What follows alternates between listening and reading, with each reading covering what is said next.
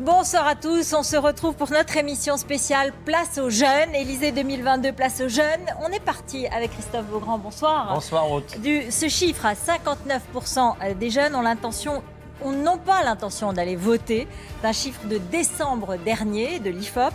C'est pour ça qu'on vous donne la parole ce soir et c'est pour ça qu'on a envie d'entendre les propositions de chaque candidat pour les jeunes, à travers les jeunes, par les jeunes. Et puis aussi, c'est pour que tous les jeunes qui nous regardent et leurs aînés, pour le coup, aient envie d'aller voter. Vous avez donc une lourde responsabilité, mesdames et messieurs, d'essayer de motiver la jeunesse à se rendre aux urnes. C'est une mission citoyenne, pédagogique, d'information évidemment, et pour qu'on entende la voix de chacun. D'ailleurs, vous pouvez commenter cette émission, c'est important de la faire vivre sur les réseaux sociaux avec ce hashtag débat jeune LCI, vous le voyez en bas à gauche de l'écran. Alors, on va vous présenter nos invités. Je précise que vos places et vos ordres de passage ont été tirés au sort et que chacun le sache et s'en souvienne bien sûr. Chacun représente un candidat à l'élection présidentielle et on va avoir l'occasion de faire connaissance avec vous, de voir pour quel candidat vous travaillez au sens où vous militez bien sûr et qui a les meilleures propositions pour la jeunesse. On fait connaissance à travers aussi peut-être une anecdote, celle qui a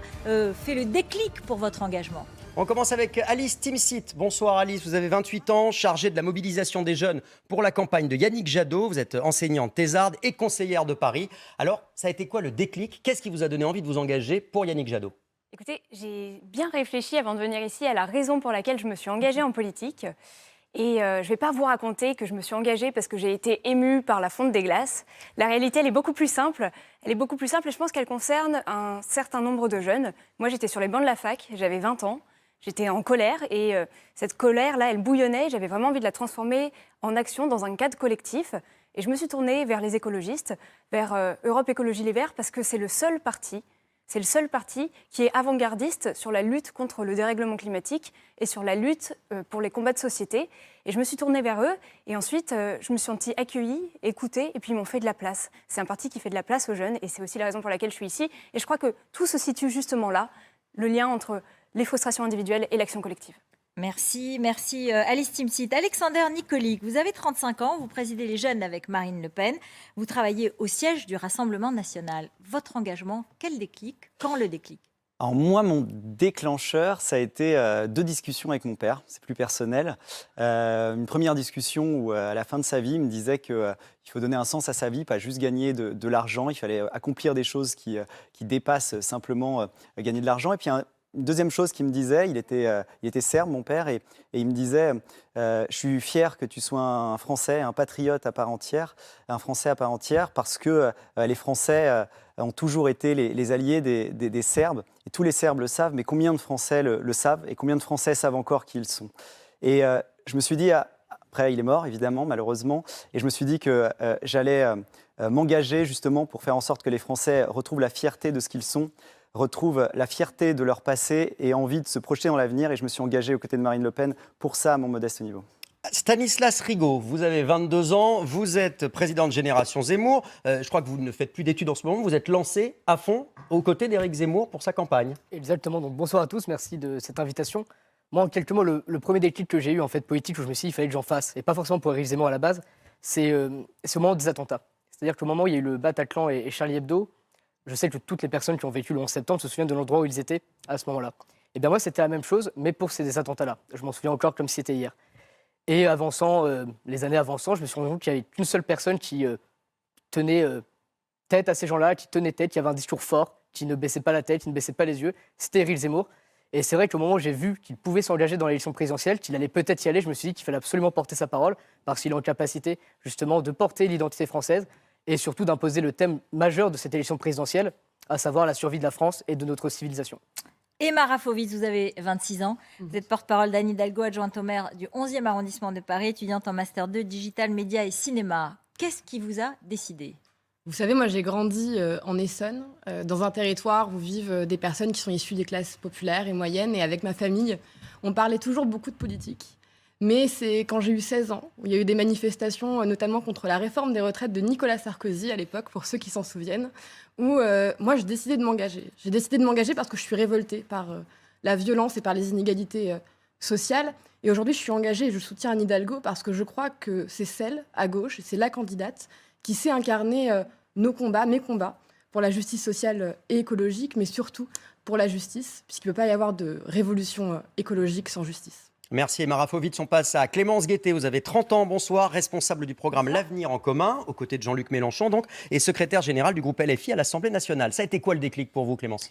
Alors moi, je dirais que c'était quand je suis arrivée à la fac. J'étais étudiante boursière, j'avais plusieurs petits boulots pour payer mes études en même temps. Et je pense que comme beaucoup de jeunes, j'ai vécu la galère quotidienne, l'inquiétude pour se nourrir convenablement, pour continuer à avoir une vie sociale, pour se loger, parce que tout ça pèse énormément sur des budgets qui sont toujours plus petits. Et je me suis engagée aux côtés de Jean-Luc Mélenchon, parce que je crois que c'est le seul qui a des propositions sérieuses, réalistes, concrètes à mettre en place tout de suite pour sortir les gens de cette situation, les jeunes et les moins jeunes d'ailleurs.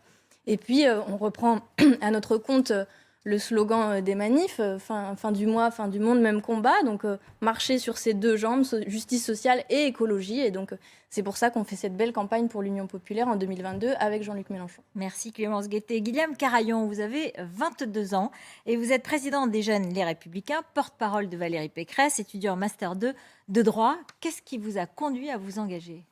Je me suis engagé, j'avais 22 ans. Je suis rentré à l'université de la Sorbonne. Je suis rentré dans une fac qui a été bloquée et occupée pendant des semaines et des semaines par des militants d'extrême gauche qui se revendiquaient antifascistes. Je me suis rendu compte qu'en réalité, c'était des militants de la haine et de la violence. J'ai compris à ce moment-là qu'il y avait dans notre société deux camps, le camp de l'intolérance et le camp de la liberté. Il y a la liberté d'opinion, la liberté de travailler. C'est ce que demandaient ces étudiants qui constituaient la majorité silencieuse.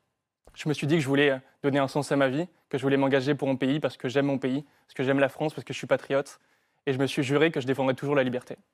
Voilà pour Guilhem Carayon. Léon Desfontaines, bonsoir. Vous avez 25 ans, vous êtes secrétaire général du mouvement des jeunes communistes de France, porte-parole de Fabien Roussel pour cette élection et vous êtes étudiant en master. Alors pourquoi le camp communiste et pourquoi Fabien Roussel ? Tout d'abord, moi je me suis engagé dans ma ville, à Amiens, parce que les jeunes communistes étaient présents. Et j'avais envie de changer les choses. Donc je me suis engagé avec les jeunes communistes parce que je voyais autour de moi des lycéens, des étudiants, des jeunes travailleurs qui étaient obligés de sacrifier une partie de leurs rêves, de leurs aspirations face au système actuel.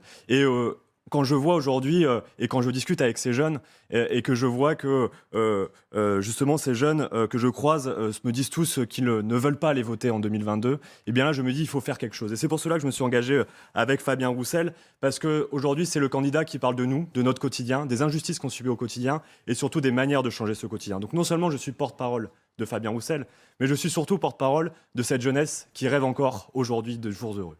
Merci. Ambroise Méjean, vous avez 25 ans, vous présidez les Jeunes avec Macron et vous êtes conseiller en communication. Comment est-ce que vous avez décidé votre engagement ? C'est un peu le résultat de mon parcours personnel. J'ai grandi dans un petit village d'Ardèche, Glun. J'ai fait mes études à Lyon et j'ai eu la chance d'intégrer une grande école parisienne. Et en fait, j'ai eu la chance de bénéficier de cet ascenseur social dont trop peu de Français, de jeunes Français bénéficient encore aujourd'hui. Et ce combat pour l'égalité des chances, pour l'émancipation, cette conviction que chaque jeune dans notre pays doit pouvoir choisir son destin, je l'ai retrouvé en 2017 dans la candidature d'Emmanuel Macron. J'ai retrouvé dans ce qu'il a fait, dans ce qu'il a proposé à l'époque, cette ambition. Et aujourd'hui, quand je vois le travail qui a été fait au bout de ces 5 années, quand je vois la façon dont il a transformé notre société, notre économie, dont il a lutté contre la crise sanitaire, je suis heureux d'avoir fait ce choix et je pense qu'il faut que nous donnions rapidement 5 ans de plus à un président moderne et compétent. Vous aurez l'occasion de défendre le bilan d'Emmanuel Macron qui risque d'être fortement attaqué par tous les débatteurs de ce soir, évidemment. On va commencer avec un premier thème, Ruth, bien sûr. On a beaucoup parlé pendant la pandémie de cette fameuse génération sacrifiée. Il y a même eu des livres qui avaient ce titre, Les jeunes, ces grands oubliés. Il faut dire qu'ils ont subi la fermeture d'une grande partie de la société comme nous tous, mais ça a été encore plus cruel pour les jeunes, fermeture des lieux culturels et festifs. Et puis les études à distance, pas de petit boulot, plus de vie sociale, plus de stage. Paul Larouturou, vous en avez rencontré ces jeunes et il y a des images qui vous ont marqué.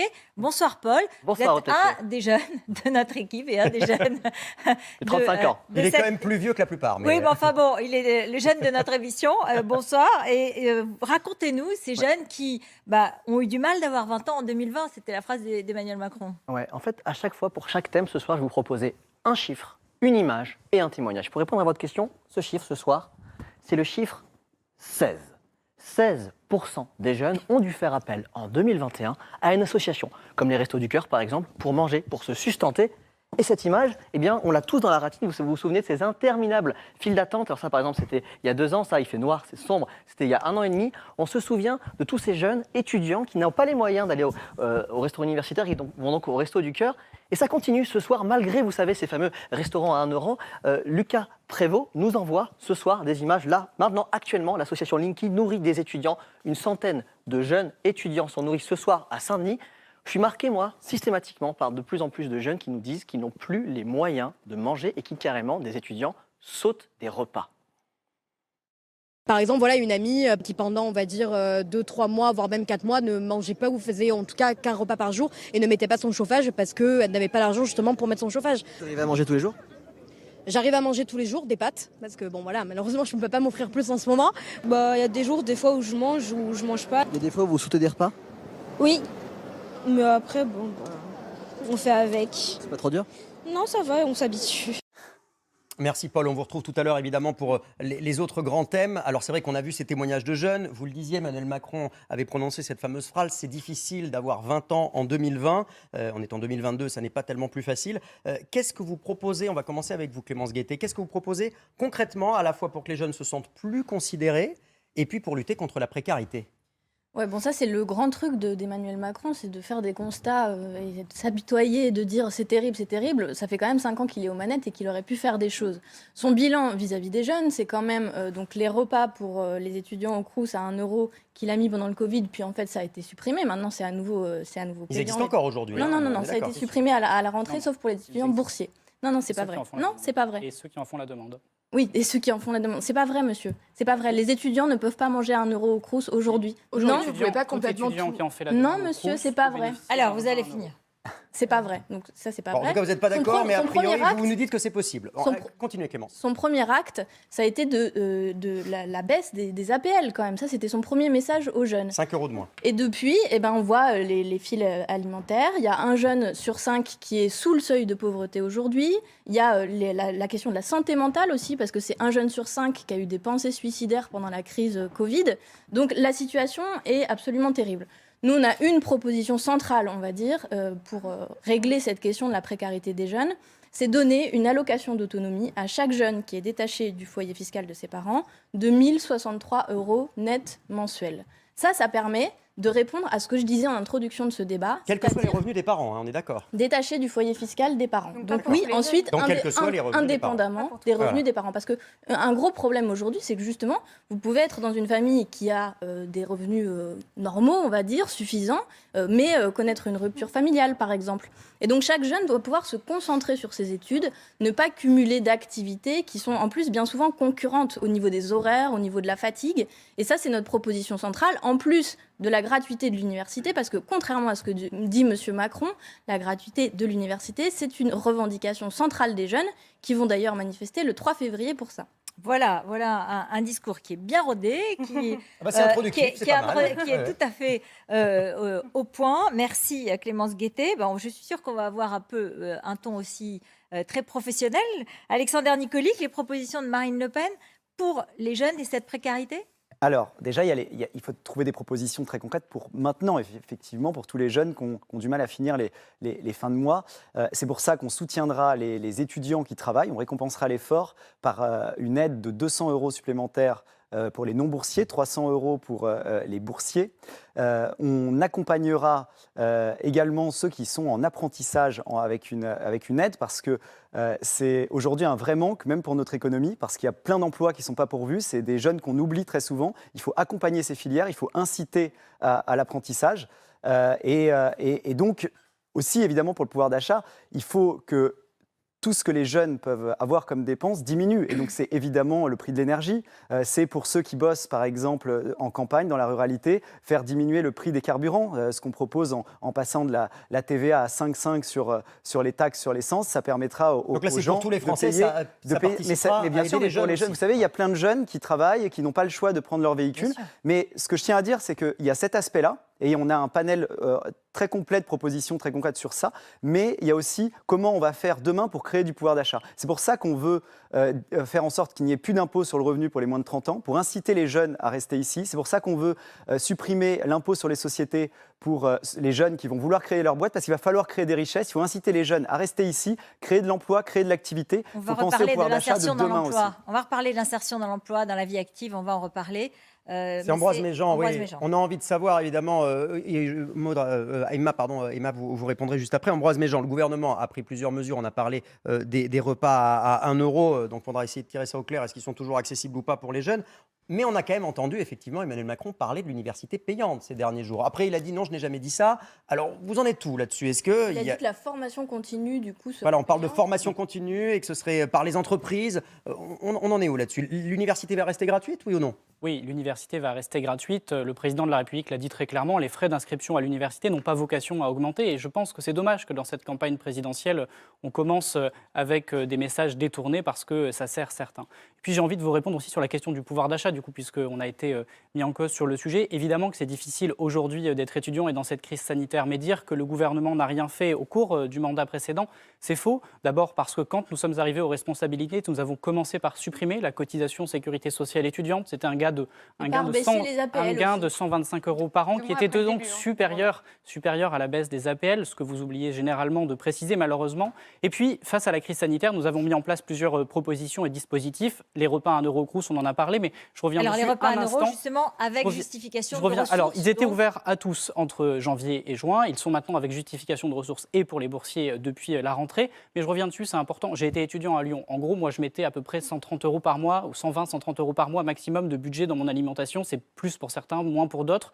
Mais un repas à 1 € crous multiplié par 5, multiplié par 4 dans un mois complet, ça fait 50 € d'économie pour un étudiant. Et ça, c'est quelque chose de concret. Et puis j'ajoute à ça, ce qui a été dit et très juste avant, il y a des jeunes qui travaillent et c'est pour ça qu'ils bénéficient notamment de l'indemnité inflation que nous mettons en place pour lutter contre l'augmentation du carburant. Et tout ça pour vous dire qu'aujourd'hui, si on doit quand même tracer quelques pistes, parce que je n'ai pas de candidat, mais j'ai des perspectives quand même pour l'avenir.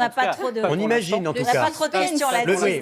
Je vais quand même poser dans le débat ce qui me semble être le sujet majeur sur la question des aides étudiantes, c'est le non-recours. Parce qu'aujourd'hui, vous avez énormément de dispositifs et vous avez très peu de jeunes qui se saisissent de l'entièreté des dispositifs, parce que ce n'est pas clair. Et donc je pense que dans le prochain mandat, et c'est ce que le président a déjà commencé à envisager, nous devrons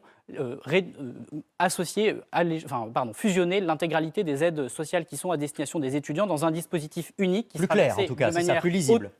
qui sera versé de manière automatique et qui sera adapté à la situation de chaque jeune, parce que c'est la meilleure manière de répondre à la précarité des étudiants. Emma Rafovitch pour Anne Hidalgo. Alors, elle propose un revenu de 564 € par mois et une forme de chèque de 5 000 € pour bien commencer dans la vie à 18 ans. C'est pas un peu trop sortir le chéquier? Non. Moi, vous savez, j'ai 26 ans. Et à 26 ans, j'ai l'impression d'avoir déjà vécu plein de crises. Une crise économique, une crise climatique. Là, on est au plein cœur d'une crise sanitaire. Moi, j'ai pas l'impression que ce soit trop, en fait, de demander juste à vivre dignement. Aujourd'hui, qu'est-ce qu'on promet à la jeunesse? Qu'est-ce qu'on nous promet, à part plus de précarité, du repli sur soi ou de l'assignation à résidence? Moi, je crois qu'on a besoin de nous donner toutes les conditions, toutes les solutions pour pouvoir juste vivre mieux. C'est ça qu'on veut, en fait. Mais on a les moyens? Mais bien sûr qu'on a les moyens. Le président a crié pendant plusieurs années, quoi qu'il en coûte. Mais en fait, si c'est vraiment quoi qu'il en coûte, et si la jeunesse, c'est vraiment une priorité, quand est-ce qu'on met vraiment, du coup, l'argent sur la table pour nous, pour les jeunes? Moi, je crois que c'est ça la priorité. Vous savez, tout à l'heure, vous parliez de ces jeunes qui font la queue à l'aide alimentaire. Moi, je connais des militants, les militants jeunes socialistes, qui sont allés dans ces files d'aide alimentaire pour aller chercher à manger. Je connais un étudiant, Ulysse, qui, pendant son année d'études, a créé une association, l'association Copain, pour aider les étudiantes et les étudiants juste à manger. Parce qu'en fait, on avait faim. Donc moi, je crois que oui, il y a un moment où il faut prendre des décisions fortes, et c'est ce que propose Anne Hidalgo, un minimum jeunesse et une dotation de 5 000 €. Et d'ailleurs, cette proposition, elle ne sort pas de nulle part. Vous savez, c'est un travail long des parlementaires socialistes à l'Assemblée nationale. C'est pas juste un gadget, c'est une solution pour que tout le monde vive mieux. Alice Timsit, je vous vois bouillir depuis tout à l'heure. Je sens que vous avez beaucoup de choses à nous dire. C'est quoi les propositions de Yannick Jadot pour la jeunesse, pour lutter contre cette précarité? Non, déjà, j'aimerais revenir sur une phrase que la jeune femme a prononcée dans le reportage. Oui. On lui a posé la question de savoir si elle mangeait à sa faim, et elle a répondu « on s'habitue ». Pour moi, ça, c'est un crève-cœur. Franchement, c'est un crève-cœur d'entendre ça. Vous savez, moi, pendant le confinement, j'étais enseignante à la fac et j'étais confrontée à la détresse psychologique chaque jour des étudiants. Tous les jours, détresse psychologique, détresse financière. Et moi-même, je me trouvais un peu dans l'impuissance face à ça. Et je suis vraiment révoltée que dans la 6e puissance économique du monde, on n'arrive pas à nourrir correctement des jeunes qui n'arrivent pas à s'alimenter correctement. Donc, vous proposez Alors, il y a une chose, la pandémie, elle a certes exacerbé la précarité des jeunes, mais enfin, il faut dire quand même que c'est le quinquennat d'Emmanuel Macron qui a plongé aussi les jeunes dans la précarité. On l'a dit, la baisse des APL 2 mois après avoir été élu. Qu'est-ce que vous proposez? 2 mois après avoir été élu, et ensuite, coup de massue, la fin de l'université gratuite. Ça, franchement, c'est insupportable. Qu'est-ce qu'on propose? Yannick Jadot, les écologistes, on a placé au cœur de notre projet le revenu citoyen des 18 ans. Ce revenu citoyen dès 18 ans, il a pour objectif de permettre aux jeunes de s'émanciper, de devenir autonomes et surtout de sortir de la précarité. Il serait de combien ce revenu, pardon? Il est porté à 918 €. Il concernerait, et c'est là que c'est important, cela concernera tous les jeunes, que vous soyez étudiants, que vous soyez jeunes travailleurs précaires, que vous soyez jeunes sans emploi. Cela concernera tous les jeunes. Un revenu citoyen dès 18 ans porté à 918 €. En fait, ça a été calculé sur la base du revenu médian. Voilà, 50% du revenu médian. Pour l'émancipation des jeunes et qu'ils puissent enfin être autonomes. Merci Emma Rafovitz. Guillaume Caralion, vous l'avez entendu, j'ai envie de dire à gauche, on propose des revenus, un revenu citoyen, un revenu jeune, enfin des moyens de vivre et de surmonter cette précarité. Et vous proposez quelque chose? Il y a beaucoup de propositions démagogiques qui ont été avancées. On y reviendra. Je vous dirai ensuite les propositions qu'on porte avec Valérie Pécresse. Mais d'abord, je voudrais vous dire que Elle propose c'est quand même... jeunes de s'endetter en Je viens de commencer. Comme Stanislas Alors, On va le laisser répondre peut-être. C'est quand même original parce qu'avec Emmanuel Macron, on a eu le président le plus jeune de l'histoire. Et c'est le président qui a fait le moins pour les jeunes. Et c'est ça qui est sidérant. C'est-à-dire que notre génération, elle a grandi qu'avec des crises. Crise sanitaire, évidemment, on a parlé, vous l'avez montré dans votre reportage, les dizaines de milliers de jeunes qui ont dû faire la queue à des distributions alimentaires parce qu'ils crèvent la faim, parce qu'ils ont faim. Et donc, ça, alors, on propose de donner de l'argent aux jeunes. Alors, vous êtes contre? Ça, déjà, c'est un symbole du déclassement de notre pays. La crise, elle est aussi sécuritaire, parce que l'insécurité, vous ne la voyez pas, c'est peut-être un fantasme pour vous, mais elle est vécue par énormément de On jeunes. vous demande comment on finit la fin du mois. Non, on parle du quotidien. Non, on parle du quotidien des jeunes Français. Merci Nicolas Sarkozy d'avoir supprimé les postes de pour vous, police. l'insécurité, c'est un fantasme, mais dans la réalité des gens, ça existe. Attendez. Il y a 70% des jeunes Français qui vous disent qu'ils vivent dans l'insécurité. Donc arrêtez avec vos fantasmes, arrêtez de penser que le problème des jeunes... Je dis, c'est pas la question qu'on vous a posée, Guillaume Caralion. Moi, je vous dis Oui, que... mais on peut quand même juste rappeler que c'est Nicolas Sarkozy qui a mis en place les lois Taubira qui ont entraîné un laxisme judiciaire. On était à l'école primaire, arrêtez. On parlait des jeunes qui ont du mal à manger.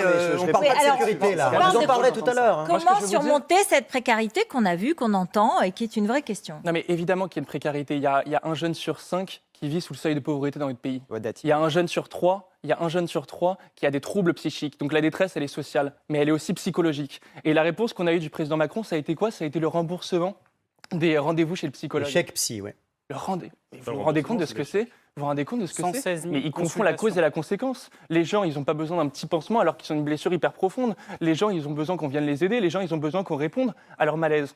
C'est ça, je crois, le malaise des jeunes qui n'a pas été compris par le gouvernement, par la ministre de l'Enseignement supérieur, qui a été invisible. Alors, que propose Valérie Pécresse? Frédérique Vidal, on a essayé de la trouver pendant 9 mois, elle était invisible, elle a bloqué les facs et puis là, silence radio. Ruth, on n'a pas la réponse encore à la question, on aurait bien aimé quand même la revoir. Même chez les jeunes, la langue de bois, ça existe visiblement. Bon, vous avez une réponse ou pas par rapport à la précarité, de manière très concrète, pour ceux qui n'arrivent pas à finir en fin de mois? La première proposition qu'on a, c'est la création d'une banque nationale des jeunes, qui permettra de financer les projets et les études de tous les jeunes. Donc c'est un prêt, vous proposez un prêt. Donc on propose de s'endetter. Un prêt à taux zéro. Alors attendez, vous allez le laisser finir sa proposition et vous allez la critiquer. Le problème, c'est qu'avec la gauche radicale, avec l'extrême gauche, on a toujours des propositions démagogiques, mais qui ne sont pas basées sur le réel. Nous, ce qu'on dit, c'est qu'il faut une banque nationale des jeunes qui permettra de prêter aux jeunes pour leurs projets. Vous pouvez me laisser terminer quand même, vous êtes prof, donc vous pourriez laisser un peu parler les autres. Alors, allez-y. La Banque nationale des jeunes. Il y a la Banque nationale des jeunes, et puis il y a une deuxième proposition, c'est simplement le fait qu'il faut professionnaliser les études. Il y a un sujet sur l'enseignement supérieur. Aujourd'hui, on a énormément d'étudiants, des dizaines de milliers d'étudiants qui rentrent à l'université sans perspective d'avenir, qui vont rentrer pour aller faire des matières dans lesquelles il n'y a pas de débouché. Il faut aujourd'hui professionnaliser les études et c'est ce qui permettra aux jeunes de trouver un travail. Je crois que la formation, c'est l'enjeu principal pour permettre aux jeunes de s'émanciper dans la société. Stanislas Rigaud, vous avez entendu? Quelle ambiance. Quelle ambiance. Allez-y. Merci, Écoutez, c'est sympa. Ouais, c'est bien. Non, mais je trouve ça très, très agréable. Moi, il y a deux choses sur tout ce que je viens d'entendre, parce que le sujet principal, c'était la gestion de la crise par rapport aux jeunes. Donc ça, c'est la première chose. Et la deuxième chose, c'est les propositions, nous, qu'on va faire avec Éric Zemmour. Première chose, en effet, il y a la précarité étudiante et il y a le mal-être profond que les jeunes ont pu ressentir.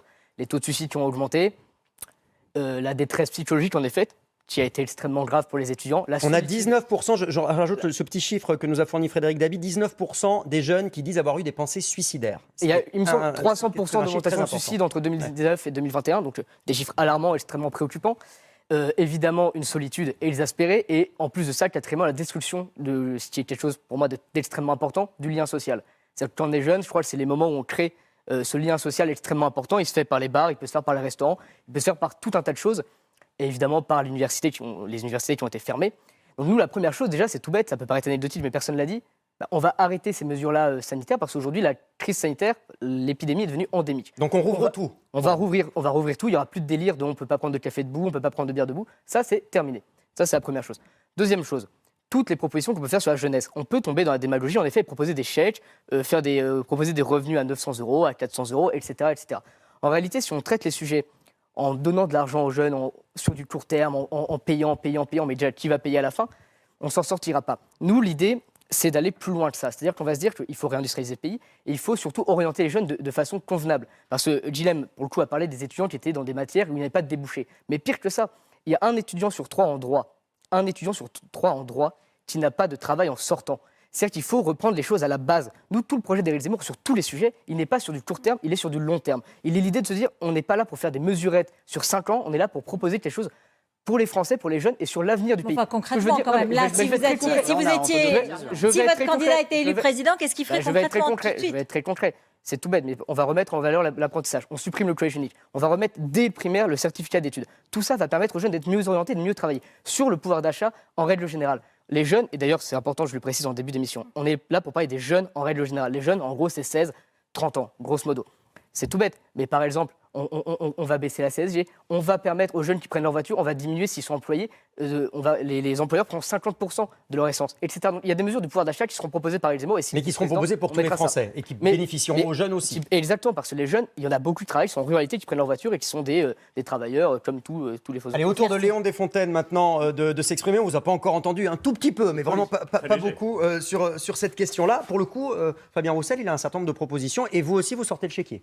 Alors, on sort le chéquier et on explique comment on va réussir à avoir de l'argent derrière. C'est ça. Mais tout d'abord, déjà, je suis assez impressionné que M. Zemmour veut mettre Parcoursup dès le collège, du coup. Mais bon, vu la popularité de cette erreur de réforme, je pense que c'est catastrophique. Donc, je tiens juste à dire quelque chose quand même, parce qu'on n'en a pas parlé depuis le début.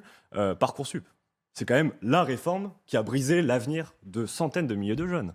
Parcoursup, aujourd'hui, c'est très concrètement 80 000 lycéens cette année qui n'ont pas pu être acceptés dans une filière et qui se retrouvent directement nourris par les chiffres. Donc c'est la plateforme d'orientation pour ceux qui n'auraient pas l'info sur Parcoursup dont on critique les bugs assez réguliers. Tout à fait. Donc nous, la première chose qu'on met en place déjà, c'est mettre un fin à Parcoursup qui aujourd'hui oblige certains jeunes à aller obligés d'aller à Pôle emploi dès ses 18 ans pour essayer de trouver un travail tant bien que mal.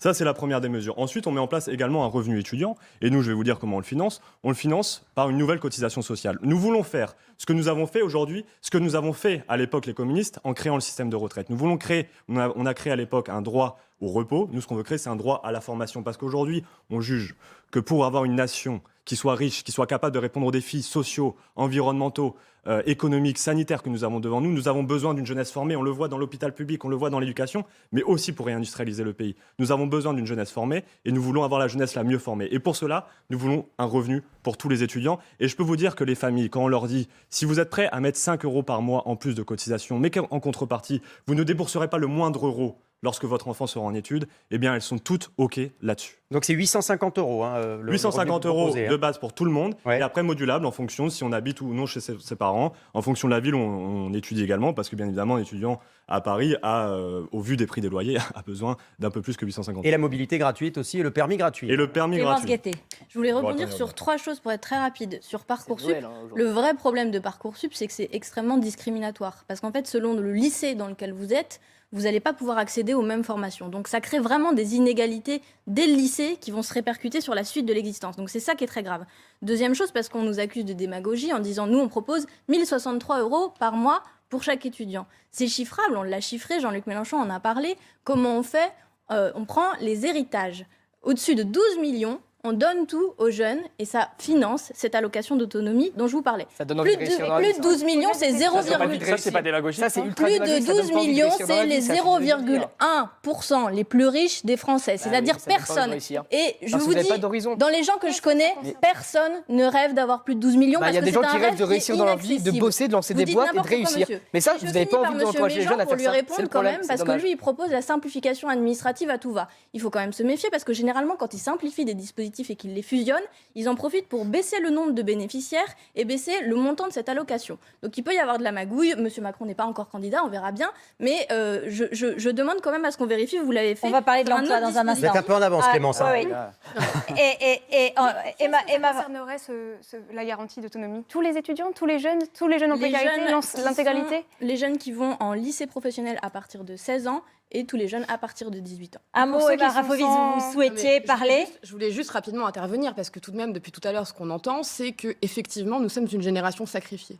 Il y a besoin qu'on avance, il y a besoin qu'on nous propose des choses réelles. Et Léon, tu as raison, il faut absolument supprimer Parcoursup. Mais Parcoursup, c'est pas juste Parcoursup en réalité. C'est aussi une manière de gérer l'enseignement supérieur et la recherche qui est plus large.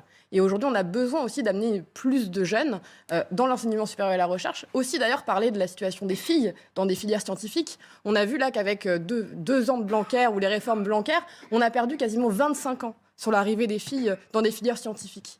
Aujourd'hui, on a besoin de mettre le paquet dans l'enseignement supérieur et la Alors, recherche et d'amener 60% d'une classe d'âge à l'enseignement supérieur et la recherche. C'est quand même Réaction. étonnant parce qu'il y a 4 personnes ici sur ce plateau qui nous proposent un revenu étudiant, qui croient d'ailleurs que c'est une aberration de se positionner contre le revenu étudiant, alors que ce n'est pas une revendication des étudiants quand on va à leur rencontre et qu'on les écoute. De l'UNI, c'est sûr. Et vous représentez 3%, Tous les syndicats 8%, étudiants le demandent. 3% et 4%. On va Ça, c'est la enchaîner vérité du sur vote, ça les c'est la études vérité et de ce que les l'accès à Français, l'emploi, de justement, ce que les parce que Français ça- pensent de vos ça- propositions. Alors là, vous faites allusion au sondage, J'aimerais réagir sur notamment ce au point. sondage IFOP pour J'aimerais juste réagir, s'il vous plaît, sur ce point. Alice Timsit.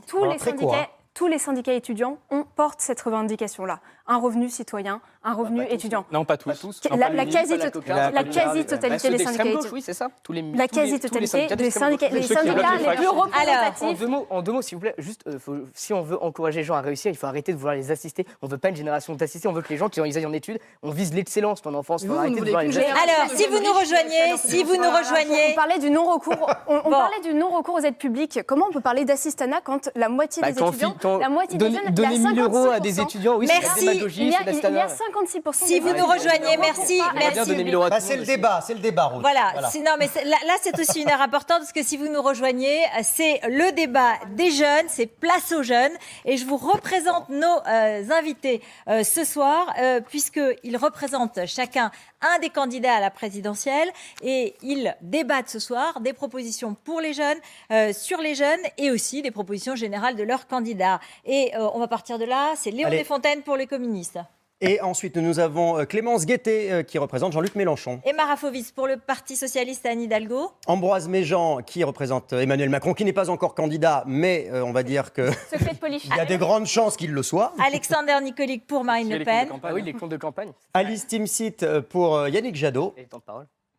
Et puis Guillaume Carayon pour Valérie Pécresse. Et Stanislas Rigaud, bien sûr, pour Éric Zemmour. Alors, on le disait, après les études, il y a l'insertion dans la vie professionnelle et de la difficulté, d'énormes difficultés pour décrocher un premier contrat. Tout le monde peut témoigner, les jeunes arrivent, ce sont des CDD en rafale, des stages qui n'en finissent pas. Sous réserve, ouais. Avoir un premier C'est CDI, c'est un Oui. Everest aujourd'hui, hier et aujourd'hui pour les jeunes. Alors, c'est vrai que... il y en Sous a- réserve, ça, que les jeunes aient vraiment envie d'avoir un CDI aujourd'hui, parce qu'on a le sentiment, et c'est ce qu'on a dans les études notamment de Frédéric Dabi de l'IFOP, que pour beaucoup de jeunes, la nouvelle génération n'a plus le même rapport au travail, on aura l'occasion d'y revenir. Ce n'est plus forcément le rêve ultime, en tout cas, de tout construire autour de sa vie professionnelle. Arbitrage, vie perso, vie privée, vie perso, vie pro, c'est pas toujours évident, c'est peut-être pas toujours la même chose. Ambroise Méjean, on va commencer par vous sur ce chapitre, parce qu'Emmanuel Macron, on s'en souvient, il avait promis de traverser la rue pour trouver un job. C'est pas toujours si simple, ça reste très compliqué. J'aimerais commencer par quelques chiffres pour vous donner un peu des données factuelles. On est aujourd'hui en France avec un taux de chômage des jeunes qui est le plus faible depuis 13 ans, depuis octobre 2008. On a, dans le quinquennat d'Emmanuel Macron, recruté, on est passé de 250 000 apprentis par an en 2017 à 700 000 apprentis en 2021. On a mis en place des mesures absolument gigantesque pour répondre justement à cette question de l'insertion par des jeunes dans l'emploi. C'est le plan Un jeune, une solution. C'est 10 milliards d'euros qui ont été posés sur la table. Et aujourd'hui, vous n'avez jamais eu autant d'embauches en CDI, parce que ça répond à ce que vous venez de dire. Vous n'avez jamais eu autant de jeunes qui trouvent un travail après leurs études. C'est le résultat de la politique ambitieuse d'Emmanuel Macron.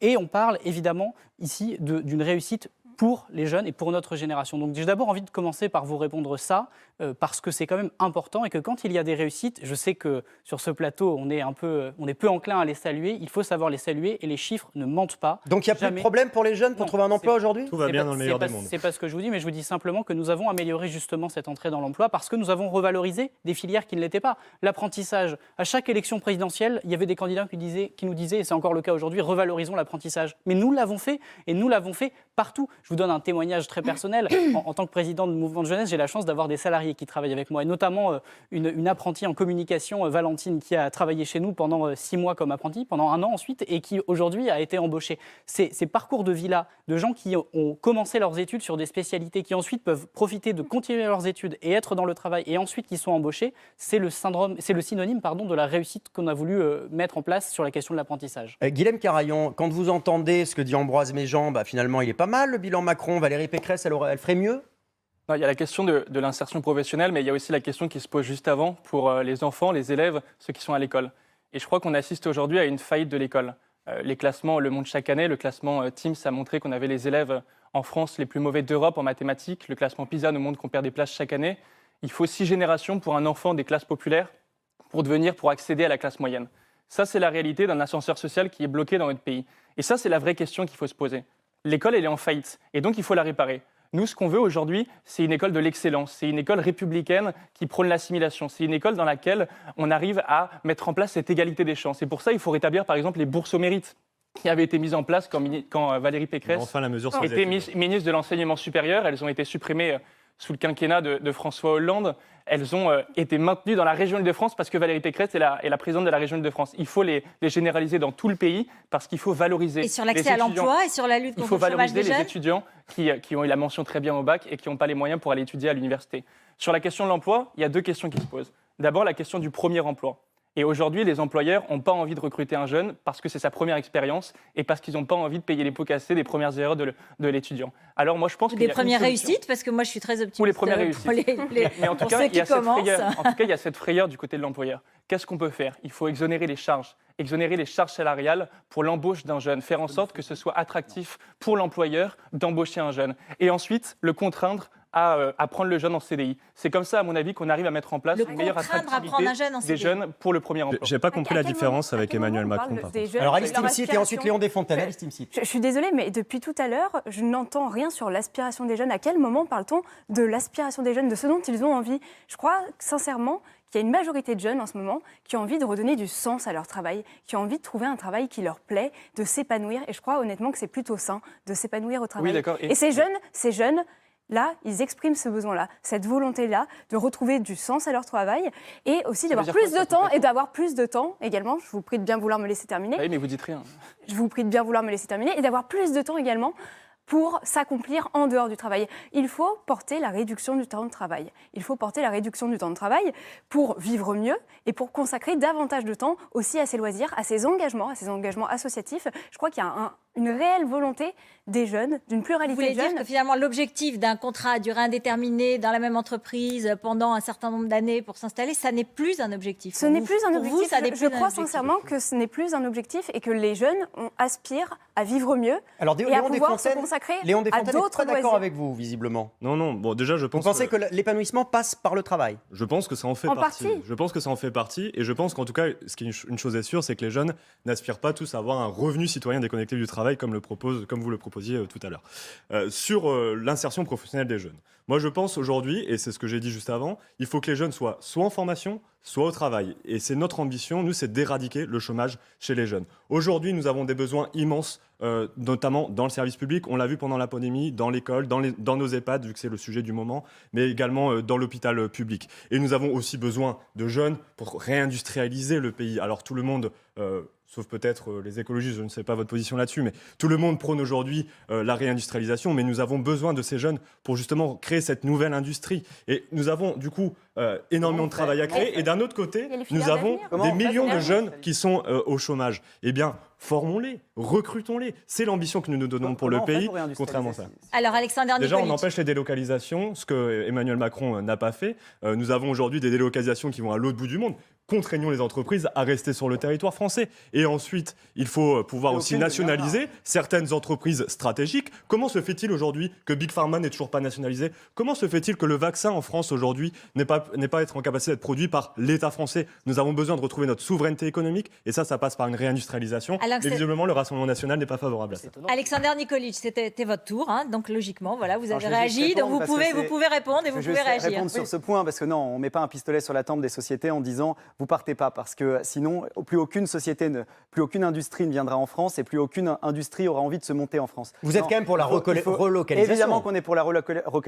Tout le monde l'est, Emmanuel Macron y compris aussi. pour des questions écologiques. Pourtant. Mais sauf que nous, on sait comment on va relocaliser. Par exemple, avec un protectionnisme intelligent. Parce qu'il faut diminuer les coûts de production et faire en sorte que ce soit plus rentable de produire. C'est ce que fait Emmanuel Macron. C'est plus rentable de produire en France. Ce qu'il fait. Et notamment via d'autres moyens. Vous savez qu'avec la robotisation qui créera des emplois annexes, vous inciterez aussi les sociétés à rester sur le territoire en formant également des jeunes pour les secteurs justement industriels qu'on est en train de voir tous partir. Moi, je suis élu en région centre. On va perdre la dernière société qui fabrique des jantes en alu dans l'Indre, par exemple. Et tous les jours, tous les mois, toutes les semaines, il y a des sociétés qui partent et une industrie qui part. Il faut avoir un projet pour savoir comment, dans 5 ans, 10 ans, on va adapter notre industrie à la concurrence et comment on va faire pour qu'on produise en France et qu'on retrouve une part de l'industrie beaucoup plus importante dans le PIB parce qu'on est descendu à moins de 10%. Et pour créer de l'emploi, c'est essentiel. Ensuite, quand Monsieur Méjean évoquait les problèmes, le fait que beaucoup de jeunes arrivent maintenant peut-être à trouver du boulot, il y a des centaines de milliers d'emplois qui ne sont pas pourvus. Justement,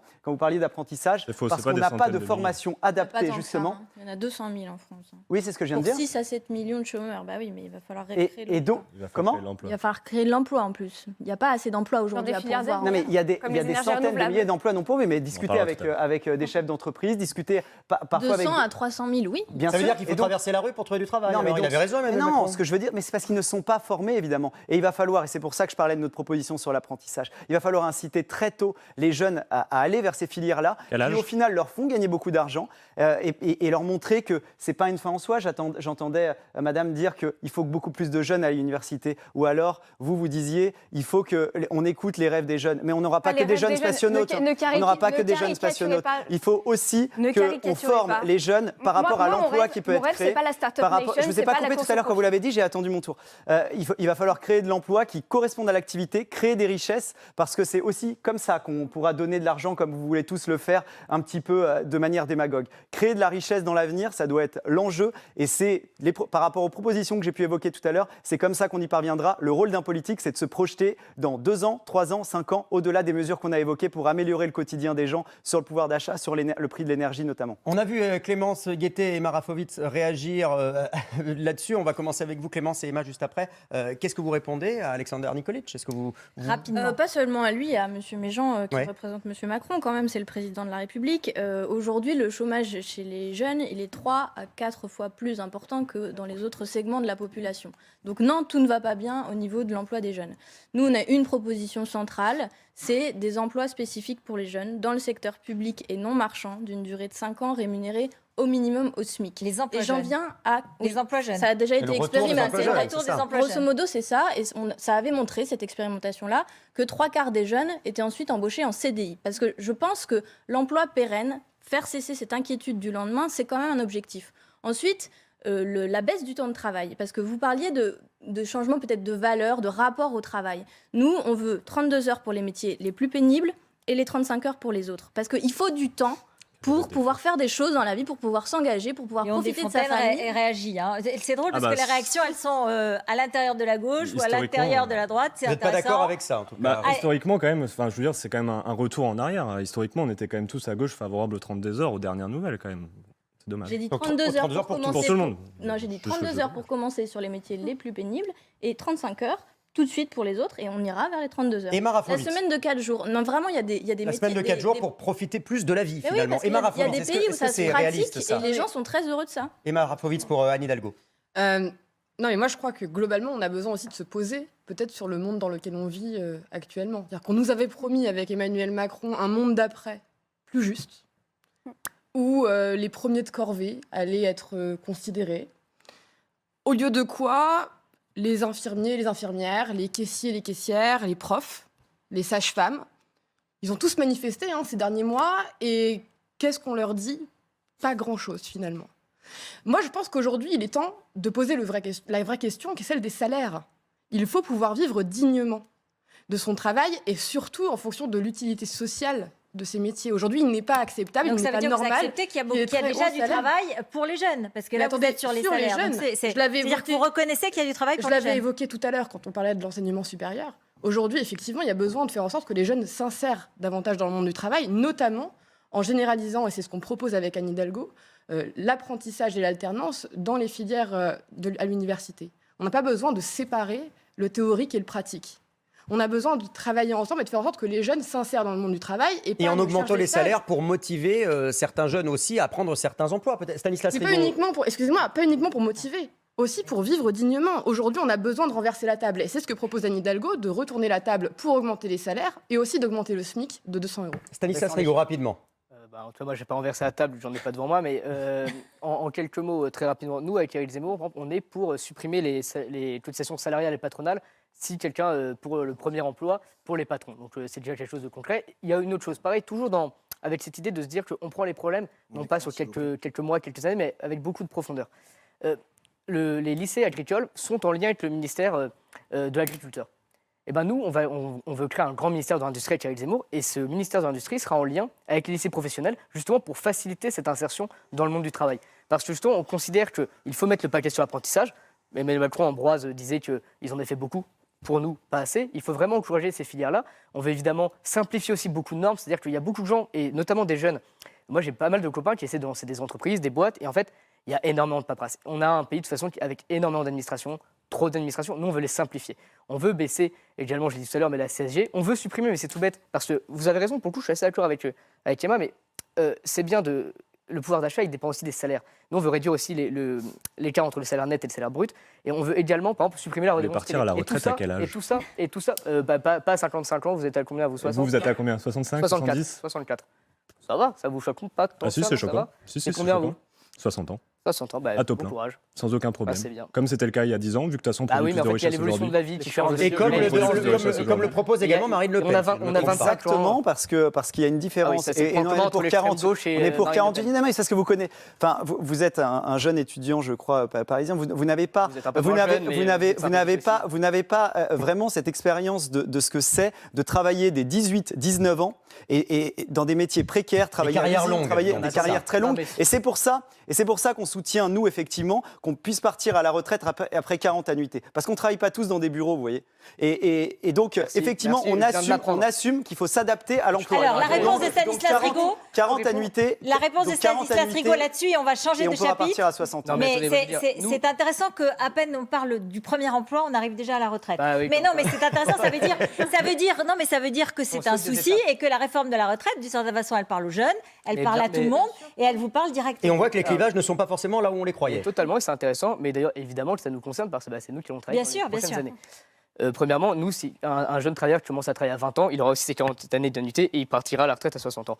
Mais moi, il y a quelque chose qui m'amuse avec le Rassemblement national, c'est qu'il y a une forme quand même de démagogie sur tout un tas de sujets. Vous avez parlé tout à l'heure, par exemple, de supprimer l'impôt sur le revenu pour les moins de 30 ans. Oui.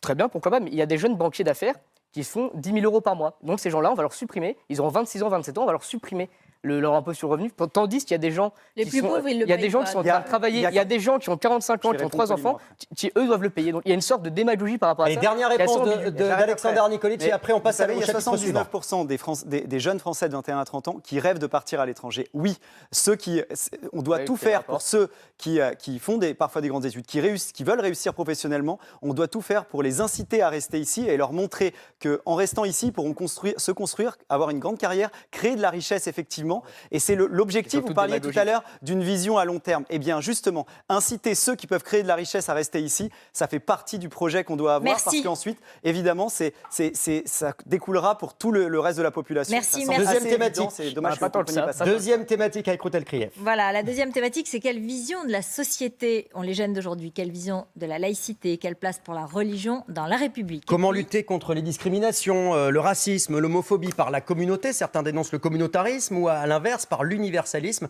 On voit, Paul Larouturou, qu'on retrouve tout de suite, que les jeunes sont très divisés sur ce sujet-là et pensent très différemment de leurs aînés. Exactement comme pour chaque chapitre, un chiffre, une image, un témoignage et pour être précis, 2 chiffres à chaque fois. Ces chiffres sont issus de l'excellent livre La fracture de Frédéric Dabi.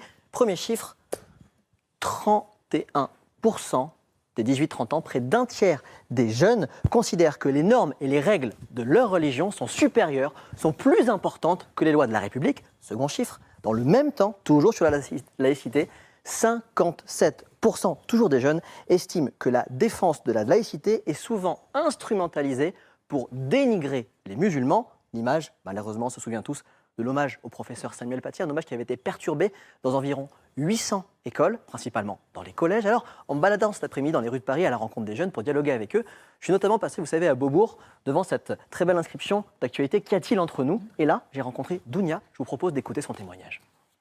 31% des moins de 30 ans, donc quasiment un jeune sur 3, considèrent que les lois de sa foi sont plus importantes que les lois de la République. Du coup, vous voulez mon avis sur ça? Exactement. Moi, personnellement, je trouve pas que les lois de la foi sont au-dessus de la République. Pour moi, c'est à peu près pareil. Pour moi, les lois de l'islam et les lois de la République, elles se rejoignent dans plein de points. Et en respectant ma religion, ça fait de moi une citoyenne exemplaire. Puisque, par exemple, ma religion m'interdit de faire du mal autour de moi. Je suis musulmane, je suis fière d'être musulmane, mais je suis aussi fière d'être française. Et pour moi, il n'y a aucune contradiction. Au contraire, les deux se complémentent. Voilà, sur la place de la religion dans la République, c'est un des thèmes, un peu un des thèmes de clivage aussi. Il y a 2 faits là-dessus, 2 faits d'actualité dont on avait envie de vous parler ce soir. La jeune Mila, menacée de mort et harcelée sur les réseaux pour avoir critiqué violemment l'islam en réponse à des insultes homophobes dont elle avait été victime. Et puis au Nouvel An, Gims, l'un des chanteurs les plus populaires en France, qui explique qu'il ne veut pas qu'on lui souhaite la bonne année parce qu'il est musulman. Alors, est-ce qu'il faut soutenir Mila et condamner Gims ou critiquer Mila et comprendre Gims? Comment est-ce que vous vous positionnez? On va commencer avec vous et Mara Fovitz sur cette thématique qui est un peu complexe, hein, j'entends bien, mais vous vous positionnez comment avec Anne Hidalgo sur cette question-là? Sur la question de la place de la religion. Exactement, la place de la religion, Et de puis la laïcité. Mila et Gims, Et Mila et précisément. Gims, concrètement, ouais. Bah oui. Alors précisément sur Mila et Gims. Alors sur Mila, évidemment, rien ne justifie la violence qui a été jetée contre elle. Moi, je crois qu'il faut réaffirmer le soutien qu'on doit apporter à Mila. Les insultes, la haine, la violence, les menaces qui ont été faites contre elle sont complètement intolérables. Et donc, pour moi, c'est pas la peine d'aller plus loin. Donc vous diriez, lui apporte mon je suis soutien. Mila, voilà. Je lui apporte mon soutien. Je pense Ça vous plaît pas, Clémence Guettet, mais c'est une expression, c'est pas que ça me plaît pas. c'est un hashtag qui a été lancé sur les Oui, réseaux mais du sociaux coup, pour soutenir peut-être Mila. on peut parler plus précisément que par hashtag. Donc non, mais elle, si je peux me permettre, juste pour continuer sur la question de la religion et de sa place dans la République, je crois qu'évidemment, dans le domaine de l'intime et du privé, chacun et chacune a le droit d'avoir une religion et de la pratiquer. Cependant, aucun dogme religieux n'est au-dessus du droit et n'est au-dessus de la République. Notamment, et je le dis parce que je suis une jeune militante aussi féministe, Ouais. moi je crois que l'égalité entre les femmes et les hommes, elle est permise aussi par les lois de la République. On doit aller encore plus loin, évidemment, pour l'égalité, on doit aller plus loin aussi pour la lutte contre la discrimination, mais je crois globalement qu'il faut être très clair, aujourd'hui la laïcité, c'est aussi un principe qui garantit l'émancipation de toutes et de tous, et c'est la République qui le permet. Alice Timsit, j'ai envie de continuer ce que dit Emma Rafovitz et peut-être pour aller plus loin, aller tirer le fil. Est-ce que certaines religions, éventuellement, mettent en danger cette égalité homme-femme? Et est-ce que, du coup, les principes de la République protègent contre, justement, une inégalité potentielle? Et pour être clair, hein, le port du voile, le statut de la femme, voilà. Moi, je crois qu'il faut en revenir à l'essence qu'est ce principe de laïcité. Qu'est-ce que c'est, au fond? C'est la liberté de croire, c'est la liberté de ne pas croire. C'est un principe extrêmement protecteur. C'est un principe protecteur, c'est un principe émancipateur, c'est un joyau de la République, ce principe de la laïcité. Donc il faut le prendre en tant que tel, respecter la loi de 1905, et rien que la loi de 1905, et en fait ne pas contourner, condamner toutes celles et ceux qui contournent ce principe de la laïcité, mais en revanche, condamner également celles et ceux qui brandissent la laïcité comme un totem, comme un outil de stigmatisation aussi d'une partie de la population, et je pense notamment aux musulmans. Alors Guilhem Carayon, ça vous fait réagir ça? Vous estimez que brandir la laïcité, ça peut être une façon de dénigrer les musulmans? Non, mais votre reportage le montre très bien. Il y a un problème avec la question de la laïcité dans notre pays, qui n'est aujourd'hui plus respectée par un certain nombre de nos concitoyens. Quand il y a une enquête IFOP qui montre qu'il y a 74% des jeunes musulmans de notre pays qui considèrent que les lois de leur religion passent avant les lois de la République, ça doit nous appeler à réfléchir. Et quand vous avez une complicité entre les islamistes... Pour la population globale, c'est 31% des jeunes qui estiment aujourd'hui que les normes édictées par la religion sont supérieures aux lois de la République. 74% et vous parlez des jeunes musulmans, c'est une enquête IFOP. Et vous savez, il y a une complicité entre les islamistes et entre cette extrême gauche qui vont manifester ensemble contre l'islamophobie. Souvenez-vous la manifestation, je vais terminer, souvenez-vous la manifestation en 2019. Qui avait été organisé par qui? Par le CCIF, qui a depuis été dissous par le ministre de l'Intérieur, Gérald Darmanin. Ils sont allés manifester, des élus de la France Insoumise, des élus d'Europe Écologie Les Verts.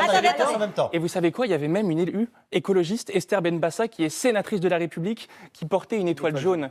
Une étoile jaune, c'est-à-dire qu'elle compare le sort des musulmans dans notre pays en 2019 à celui des Juifs pendant la Seconde Guerre mondiale. Ça, c'est indigne, c'est insupportable, et vous devriez avoir honte de prôner des thèses pareilles. Alice Timsit, vous répondez. Vous savez, celles et ceux qui, au fond, ne respectent pas les lois de la République, celles et ceux qui, en fait, finalement, ne chérissent pas les valeurs, notre devise républicaine, liberté, égalité, fraternité, ce sont celles et ceux qui enfreignent les lois de cette République et qui en piétinent les valeurs. Je suis désolée, je vais prendre un instant. Liberté, égalité, fraternité. Quand on lacère les tentes à Calais... Soyez plus concrète, parce que là, quand la police lacère les tentes à Calais, est-ce qu'on fait vivre la devise de la République? Est-ce que la République est fraternelle? Là, on ne parle pas de religion. C'est pas la même question. C'est pas le sujet. Et vous répondez pas sur le fond. Celles et ceux qui piétinent la loi de la République, ce sont celles et ceux qui l'enfreignent. Et donc, je suis désolée, mais autour de cette table, on a 2 représentants de candidates et candidats qui ont été condamnés par la justice. D'accord? 10 000 euros. 10 000 euros, pourquoi? Pour injure raciale. Non, pour un délit. Vous parlez d'Éric Zemmour. Injure raciale. Si vous voulez, je fais monter les enchères. 300 000 euros. Emploi fictif. Marine Le Pen. D'accord? Au Parlement européen. Quel rapport? Je ne sais pas pour Marine Le Pen. Quel rapport avec le sujet? Non, je sais pas. Quel rapport avec le sujet, madame? Répondez sur le fond. On parle des islamistes, on parle de l'islam en France. N'ayez pas peur de brusquer votre électorat. Est-ce que vous êtes pour le droit au blasphème? Est-ce que vous êtes on parlait de ça. à autoriser les... Une voix silencieuse, c'est la France Insoumise dans cette Vous affaire. autorisez l'islamophobie, par exemple. On a le droit de s'opposer à des religions sans moquer, par exemple. C'est autorisé ou pas pour vous? On a le droit au blasphème en France, bien entendu. D'accord, ok. Donc, Il va plus haut et fort. Avoir peur des religions, pour ça, Mila est menacée de mort. Aujourd'hui, Mila, elle ne peut plus aller au lycée pour ça. Alors, on aimerait que Clémence Guettet réagisse là-dessus. rien ne justifie. Clémence Guettet, c'est à vous. Alors, effectivement... J'ai été interpellée sur Allez-y. une chose, je vais commencer par répondre. Ah bah oui, elle est sur ça. embarrassée, la France Insoumise. Ah bah je suis pas embarrassée, monsieur. Est-ce que vous êtes embarrassé sur cette question de la laïcité, clairement? Pas du tout. Je vais vous répondre, monsieur, j'ai oublié voulez qu'on votre nom, ressorte je les me images souviens plus de votre nom, le devriez représentant avoir de Madame honte. Pécresse. Guilhem Carayon. Voilà, exactement, devriez avoir qui honte. m'interpellait sur Ça, c'est la notre gauche qui a sombré dans le participation. communautarisme. Vous me laissez parler, monsieur, ou pas? Laissez-le finir. Allez-y. D'accord. Vous Laissez-la m'avez finir, interpellé pour notre participation à la marche contre l'islamophobie en 2019, il me semble. Ouais. Ça a été une marche qui a été appelée notamment par l'UNEF, la CGT, des Organisé par le experts, CCIF. Dans le même ELV, sac. PCF, il y avait l'Union juive française pour la paix. Ouais, la brigade Il y des avait islamo-gauchistes, quoi. Il y avait plein d'organisations qui ont appelé à cette marche. Cette marche, c'est parce qu'il y le avait CCIF. un homme qui avait ouvert le feu sur une mosquée et qui avait blessé 2 personnes. On est fiers d'avoir participé à cette Et marche. les étoiles jaunes, vous en pensez quoi? C'est aucun rapport, franchement. Je ne vais pas par répondre Esther des Benbassa. agissements de Mme Mais vous Benbassa. confirmez qu'il y a eu Alors, des exactions dans cette et, manifestation, il y a eu des problèmes. Il y a eu des phrases sur Al-Akbar qui a été Devant le prononcées en haut Bataclan. d'une estrade. Par Donc la rapport question à c'était Macron, aussi, Bellatar. Clémence Guettet, est-ce que vous soutenez Mila?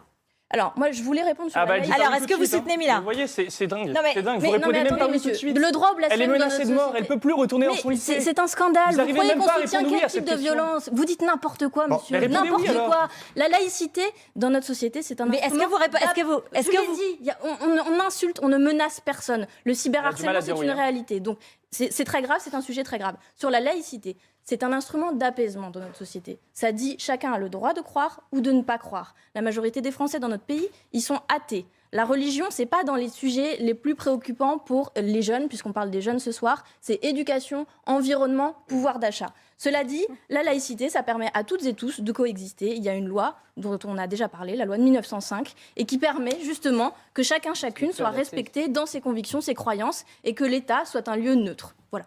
Bon, Léon Desfontaines, je crois que la gauche n'est pas toujours sur la même longueur d'onde Non, mais sur ces thématiques-là. Vous, au Parti communiste, est-ce que vous êtes gêné aux entournures, parfois, des prises de position Attendez, d'autres camarades de je gauche? précise quand même que Fabien Roussel n'était pas allé à cette manifestation. Contrairement à Elsa Faucillon, qui était aussi une députée communiste. Donc en fait, à l'intérieur même du Parti communiste Ils et sont de, pas tous d'accord, vous avez raison. de votre parti, vous avez des divergences. En l'occurrence, vous défendez Fabien Roussel. Tout d'abord, aujourd'hui. sur l'affaire Mila, moi, je soutiens sans aucune réserve de ce qui s'est passé. Je veux dire, il s'est passé quoi? C'est une jeune de 16 ans qui a critiqué une religion et puis après toutes les religions et qui s'est fait littéralement tomber dessus, cyberharcelé, menacé de mort, menacé de viol aussi. C'est honteux ce qui s'est passé. Donc soutien sans aucune réserve et j'ai aucun problème avec ça. Et ceux qui à gauche ont un problème avec ça, je pense qu'ils ne sont pas sur le bon emplacement de l'échiquier politique. Maintenant, on va venir sur cette question de laïcité et sur cette question aussi, je pense, de liberté d'expression parce que les deux vont de pair et on en parle depuis tout à l'heure. Sur la laïcité tout d'abord. Aujourd'hui, il est scandaleux que des gens puissent dire que les lois de la religion, les lois de l'Église, les lois de l'islam sont au-dessus de celles de la République. On a cité le cas de certains islamistes. On peut citer aussi celle d'un évêque récemment qui a dit que les lois étaient au-dessus. Oui, si vous voulez. Mais tous les islamistes. C'est tous les Au sujet d'une affaire, de pédophilie au sein de qui disait l'Église. que les affaires de l'Église étaient au-dessus des lois de la République. On a vu cette émission scandaleuse là sur M6 dimanche dernier, Zone interdite. Vous vous rendez compte quand même aujourd'hui qu'on a des écoles qui ne dépendent pas de l'éducation nationale et qui permettent justement de faire concrètement du séparatisme. Mettons fin à ces écoles hors contrat, qu'elles se revendiquent de confession musulmane, catholique, chrétienne, peu importe, mettons fin à ces écoles de contrat et créons enfin une école de la République, la même pour toutes et tous. C'est aberrant aujourd'hui que nous avons des enfants des 2 ans, 3 ans qui n'ont pas affaire à des enseignants qui sont certifiés, qui ont le label de l'éducation nationale. C'est un scandale. Mettons-y fin. Et enfin, sur la liberté d'expression, juste un mot quand même, parce que Fabien Roussel a organisé un hommage à Charlie Hebdo début janvier. Ce sont aussi des attentats qui nous ont beaucoup marqués, étant donné que nous avions quand même des camarades dans le tas. Et suite à ça, il s'est fait littéralement rouler dessus par une partie de militants se revendiquant des insoumis et des écologistes, et je trouvais ça profondément indigne. Je trouve ça profondément indigne. La liberté d'expression, le droit au blasphème ce sont les piliers de notre République, et ça, nous ne serons intransigeants là-dessus. Et c'est peut-être ça qui détonne à gauche chez la candidature de Fabien Roussel, et c'est peut-être pour ça que certains osent le critiquer. C'est peut-être parce que justement, enfin, nous avons une gauche populaire qui n'a aucun sujet tabou. Ambroise Méjean, comment vous réagissez? Est-ce qu'il y a un en même temps d'Emmanuel Macron sur ces questions? Écoutez, quand j'entends le représentant du Parti communiste, je me dis que des fois, quand je suis parti de la gauche, c'était aussi pour cette raison. Et je suis content de voir qu'il y a une partie de la gauche qui aujourd'hui est revenue sur ces questions et sur ces valeurs-là. Ce qui vient d'être dit... C'est minoritaire à gauche. Hein. Oui, c'est minoritaire, mais je le partage entièrement. Attendez que Fabien Roussel soit connu.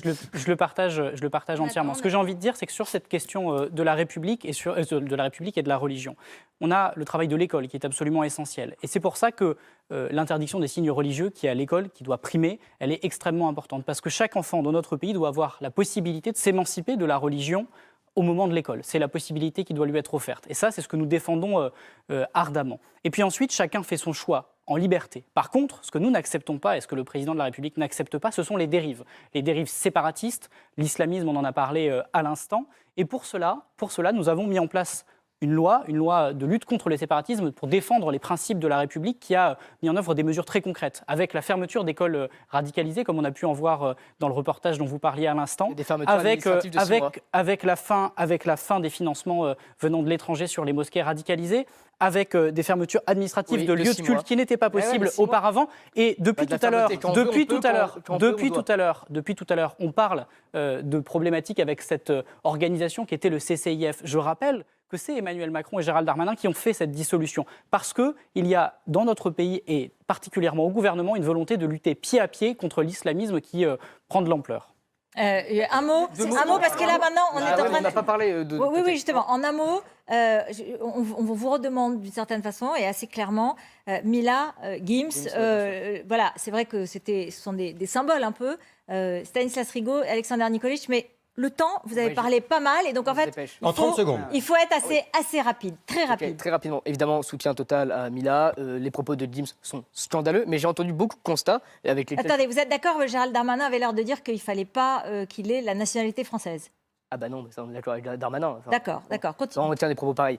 J'ai entendu beaucoup de constats, il y en a beaucoup que je partage, mais il y a aussi des solutions à prendre en place. Par exemple, le problème, c'est qu'il fallait au bout des choses. Par exemple, le problème de tout ça, le fond du problème, c'est l'assimilation. Parce que tu vois, il y a 57% des lycéens qui sont disent musulmans et qui trouvent que les lois de la charia sont au-dessus des lois de la République, ce qui est un vrai problème. Le problème de fond, il n'est pas dans les autres religions sur ce sujet-là. Il faut fermer toutes les mosquées radicales, mais de façon définitive. Il ne faut pas chercher à faire des mesurettes. Encore une fois, c'est un peu le souci. Moi, c'est un peu ce que je reproche au gouvernement. Le gouvernement a de bonnes intuitions sur certains sujets, mais ne va pas au bout. Quand on veut, on peut. Quand on peut, on doit. Et je pense que les mosquées radicales doivent toutes être fermées. Il faut évidemment couper les flux migratoires parce que c'est évidemment lié, parce que la religion musulmane, en l'occurrence, est forcément liée par les flux. Il faut fermer les frontières. Il faut remettre de l'ordre dans tout ça et fermer toutes les écoles radicalisées. L'amalgame, Ah ben non, mais ils viennent d'où? Le problème, c'est Ils viennent du Poitou-Charentes? Ils viennent du Poitou-Charentes? Sur ce sujet, peut-être peut-on trouver un Ah ben équilibre. non, pas du tout. On n'est pas Quand on parle de... crèches, par exemple. Mais ça fait partie de l'identité française, madame. La laïcité, c'est quand ça Pas vous arrange. l'islam. Quand on parle des L'identité crèches dans les française, mairies, il y a des là, crèches. en revanche, il n'y a plus de problème. Oui, mais moi, je suis pour les crèches dans les mairies. Alors, Ambroise Méjean et ensuite Alexander Nikolic. Et là, on est certaine vision de la laïcité. La vision de l'histoire de France, c'est son identité. Allez, Ambroise Méjean puis Alexander Nikolic. Ce sujet qui est quand même un sujet de division dans notre société, on doit faire l'apaisement. Et quand vous avez d'un côté l'extrême droite qui, avec Éric Zemmour, insulte tous les musulmans, parce que quand Éric Zemmour a dit que tous les musulmans considéraient... Laisse-moi terminer, Stanislas. Il faut le laisser finir. Pardon, mais quand Éric Zemmour a dit que tous les musulmans considéraient... Éric Zemmour a dit, je le redis parce que c'est important que nos téléspectateurs l'entendent, parce que c'est la pensée du candidat que tu défends, Éric Zemmour a dit tous les musulmans considèrent que les djihadistes sont de bons musulmans. Quand il dit ça, il divise la société, il fracture et il ment. C'est les djihadistes et les terroristes. Et quand l'extrême gauche refuse les condamner, pardon, et quand l'extrême gauche, c'est vous qui avez divisé la société pendant 5 ans avec les gilets jaunes, les avocats, l'extrême gauche, ça te dérange, je sais, ça te dérange, et d'ailleurs c'est ce qui explique pourquoi Éric Zemmour est aussi clivant. Et quand de l'autre côté on a des gens qui refusent de voir les problèmes qui existent dans cette religion par la radicalité, eh bien on a un problème. Et donc il faut être au milieu, il ne faut pas stigmatiser et en même temps il faut lutter. Donc c'est en même temps. Et il faut lutter pied à pied. Eh bien oui, et je l'assume sur ce sujet parce que là-dessus nous n'avons pas le droit de radicaliser le débat. Alexander Nikolic, c'est quoi la différence avec Stanislas Rigaud, franchement, sur cette position? Je vais juste d'abord parler du constat, parce que Non, il n'a pas été très clair. Parce que quand on dit que 70%, tu as dit, des musulmans, des jeunes musulmans, des lycéens musulmans considèrent que les lois de la charia sont supérieures aux lois de la République, ça a des vraies conséquences. Les lois de la charia, c'est lapidation des femmes, interdiction de l'homosexualité, interdiction de l'apostasie, comme dans presque tous les pays à majorité musulmane, un antisémitisme hyper développé, parce que là, ça semble juste des mots, mais il faut savoir ce qu'il y a derrière. Et les menaces que subissent aujourd'hui tous ceux qui s'opposent à ça, et cette violence qui est inhérente à toute dénonciation, eh bien, ce que subit Amine de Roubaix, c'est la preuve qu'il y a aujourd'hui une pression. Donc c'est le jeune homme qui a témoigné dans le reportage de Zone Interdite. Déjà maintenant, et y compris chez les plus jeunes, parce que c'est pas un épiphénomène. Quand une lycéenne ne peut même plus retourner dans un lycée, c'est que c'est partout le problème. Alors juste déjà sur le constat, parce que je pense que les gens ne comprennent pas ce que ça veut dire, loi de la charia, et ce que ça va avoir comme conséquence dans le futur. Ensuite, une fois qu'on a fait ce constat-là, qu'est-ce qu'on fait ? Eh bien, on lutte contre cette idéologie qui commence à gangréner de plus en plus de jeunes et de plus en plus de Français. Et on s'oppose à tout ce qui est lié à l'islamisme. On ferme les commerces, par exemple, comme à Roubaix, qui ont des nounours sans visage. On ferme toutes les mosquées qui ont un lien ou une ambiguïté avec l'islamisme. On interdit le voile dans la rue parce que c'est un symbole. Si c'est un symbole, alors Ambroise Méjean, là on passe à autre chose. Mais c'est lié. Pardon, C'est lié parce que je comprenne. Marine Le Pen dit que pour son élection, elle dit qu'elle va interdire le voile dans la rue. Dans l'espace public. Pourquoi dans l'espace public ? Donc dans la rue. Donc on ne peut garder son voile que chez soi pour une femme musulmane. Je vais expliquer pourquoi. C'est ça. Je vais expliquer On pourquoi. est d'accord. Parce qu'il ne faut pas considérer que cacher sa féminité avec un voile, c'est anodin. C'est déjà une forme de radicalité et on ne peut pas sous-estimer ce type de radicalité. Non, mais donc vous interdisez aux femmes de se voiler dans la rue. Non, mais c'est une information. Je finis après. Je finis après parce qu'on a parlé d'assimilation tout à l'heure. J'ai entendu Madame Cluzel, secrétaire d'État hier chez Pascal Praud, secrétaire d'État En Marche. Elle disait il faut mettre fin à l'assimilation, à même l'intégration, il faut l'inclusion. Mais non, on n'arrivera pas à vivre ensemble. On n'arrivera pas à vivre ensemble avec un socle commun. L'idée française. Merci Alexandre Nicoli, c'est bon. L'idée française, On a c'est compris. justement cette unité. Là, vous êtes très en avance maintenant. Les valeurs. On a et très c'est bien ce qui nous compris. permettra vraiment de vivre dans un pays apaisé. Emma Rafovitz, vous êtes assez en retard et donc Et je crois qu'ils prennent de on l'avance, revient ça vers n'a vous. rien à dire sur le reste, donc c'est pour Ah ça. oui, non mais je sais, Globalement. mais Sur ça, non. Sinon, Donc mais en si tout je cas, peux ça me vous permettre, gêne de je voir comprends qu'on montre du doigt une certaine partie de la population, Bah, même évidemment. s'il faut agir Évidemment. dans certains cas. Bah oui, évidemment que ça me gêne qu'on essaye de cibler, de stigmatiser une partie de la population. Alors, Ne confondez pas, s'il vous plaît, Monsieur Rigaud, les musulmans et les islamistes. Il y a quand même un problème dans votre vision de la société. La différence, la différence, monsieur, entre une... Monsieur Nikolic, elle va répondre. Monsieur Nikolic, s'il vous plaît, on a entendu tout ce que vous pensez. Monsieur Nikolic, s'il vous plaît. On a compris. C'est quoi la différence? Monsieur Nikolic, parler Emma Rafovitz. Moi, je la connais, pas vous. On a compris. Les spectateurs et les spectatrices, je crois, ont compris ce que vous pensez. Alors allez-y. Il y a une différence, oui, entre l'islam, une religion, et une idéologie. Oui, entre un intégrisme. Non, mais non, pas du tout, monsieur. Vous stigmatisez, évidemment. Et je crois qu'aujourd'hui, on a besoin de parler de promesses républicaines. Vous savez, moi, je viens d'une famille, comme beaucoup d'autres, qui sont venus en France parce que c'était le pays des droits de l'homme. Parce que c'était le pays de la première révolution. C'est pas anodin. On vient dans un pays parce que ça a des valeurs et parce qu'on a envie d'y porter des choses. Moi, dans ce pays, j'ai envie d'y porter nos valeurs, la liberté, l'égalité, la fraternité. Et on n'a pas envie de rentrer dans vos pièges que vous nous tendez, les pièges des identités. Vous voulez nous assigner, vous voulez nous assigner à résidence. Et vous osez nous faire croire que vous êtes républicain, alors que vous voulez effacer 200 ans de brevet de républicanisme par les gens qui soutiennent Hidalgo. Merci. On propose un vivre ensemble français. On propose un repli sur soi identitaire. Alors, vous allez la laisser répondre, s'il vous plaît, ou alors là, je vais commencer à m'énerver. Allez, allez-y.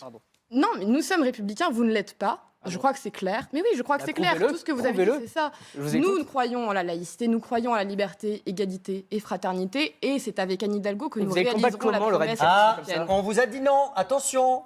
Je gère Arrêtez, je gère les candidats Ninja Warrior, je peux quand même gérer des militants. Bon, et j'aimerais juste terminer en allant dans le sens de ce que disait Léon tout à l'heure. Il ne faut pas parler uniquement d'un intégrisme, mais parler de tous. Et j'aimerais juste interpeller Guillaume Carayon sur cette question. Dans la région Île-de-France, Valérie Pécresse soutient des associations comme par exemple ACP 92, qui est une association et AFC 92, qui manifeste contre le droit à l'avortement.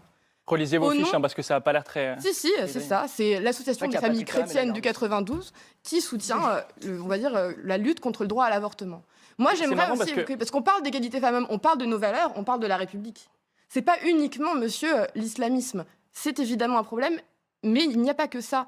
Donc, quelles sont là-dessus vos réponses? Moi, j'ai besoin de savoir aussi qu'il existe toujours une droite républicaine et je ne la vois pas sur ce plateau. Alors, la réponse de Guillaume Carayon, et après, on passe au thème suivant. Rapidement, Guillaume. C'est étonnant parce que les différentes représentantes des partis de gauche sur ce plateau ont été quand même très silencieuses sur le sujet de l'islam politique. Pas du tout, monsieur. Vous m'avez interpellé, je vous ai répondu. Or, c'est un sujet. Non, vous avez été silencieux. Non, vous n'avez même pas réussi à dire que vous souteniez Mila. Vous voulez que je le dise en boucle? J'ai répondu à cette question. Et dites vive la France aussi, parce que Danielle Obono, elle n'arrive pas à le dire. Interpellation, faites des propositions une fois de temps en temps. Nous, ce qu'on vous dit. Répondez à la question d'Emma Rafovitz, s'il vous plaît. L'islam politique dans notre pays, il s'exprime à travers cette statistique, le fait qu'il y a 74% des jeunes musulmans qui considèrent que les lois de la religion passent avant les lois de la République. L'islam politique, c'est un prêtre égorgé, le père Hamel. L'islam politique, c'est un professeur qui a été décapité, Samuel Paty. L'islam politique, c'est des Français qui ont été tués à des terrasses de café parce qu'ils représentaient la France, parce qu'ils représentaient les valeurs françaises. Répondez à la question d'Emma Rafovitz en un mot. Non, mais moi je vous dis qu'il y a un problème avec l'islam politique. D'accord, mais donc vous n'avez pas répondu à la question. Ah bon, il n'est pas obligé de répondre en même temps. Bon, on passe le reportage de On n'a rien à dire, on Lagarde et Caram des soutiens de Pécresse, par contre. Il faut renvoyer Patrick Caram et M. Lagarde dans ce cas des soutiens de Pécresse. Alors, l'affaire de Patrick Caram, c'est un peu plus compliqué. Non, alors. Je suis d'accord avec toi. Soutien de Valérie Pécresse. Non, pas la républicaine. Alors, attendez. Là, c'est le bazar, là. Embrasse les gens pour conclure. Non, mais je trouve que c'est intéressant qu'il y ait un débat à l'extrême droite, parce que voir la droite républicaine ne pas être capable incapable de condamner les dérives d'associations catholiques radicalisées, ça c'est un problème aussi. Je ne peux pas l'entendre. Honnêtement, si on est républicain, on condamne tout des associations qui sont mobilisées contre le droit à l'avortement et qui insultent généralement des femmes qui font des choix courageux. Ça, on ne peut pas l'entendre. Et la droite républicaine, elle ne peut pas dire ça. Alors justement, aussi l'association Marthe et Marie, par exemple. Sérieux peut croire que Valérie Pécresse prône l'intégrisme. On ne sait pas, elle change. Attendez, mais vous connaissez sur Valérie les questions de Pécresse, société, elle change d'avis régulièrement. Donc on ne sait pas trop. allez, on passe à la Vous pensez que Valérie Pécresse prône l'intégrisme? On C'est ça, passe à votre la question accusation? suivante, s'il vous Non, plaît. mais attendez, regardez-vous dans les glaces. S'il vous plaît, La mesdames, messieurs. connaissez-vous réellement?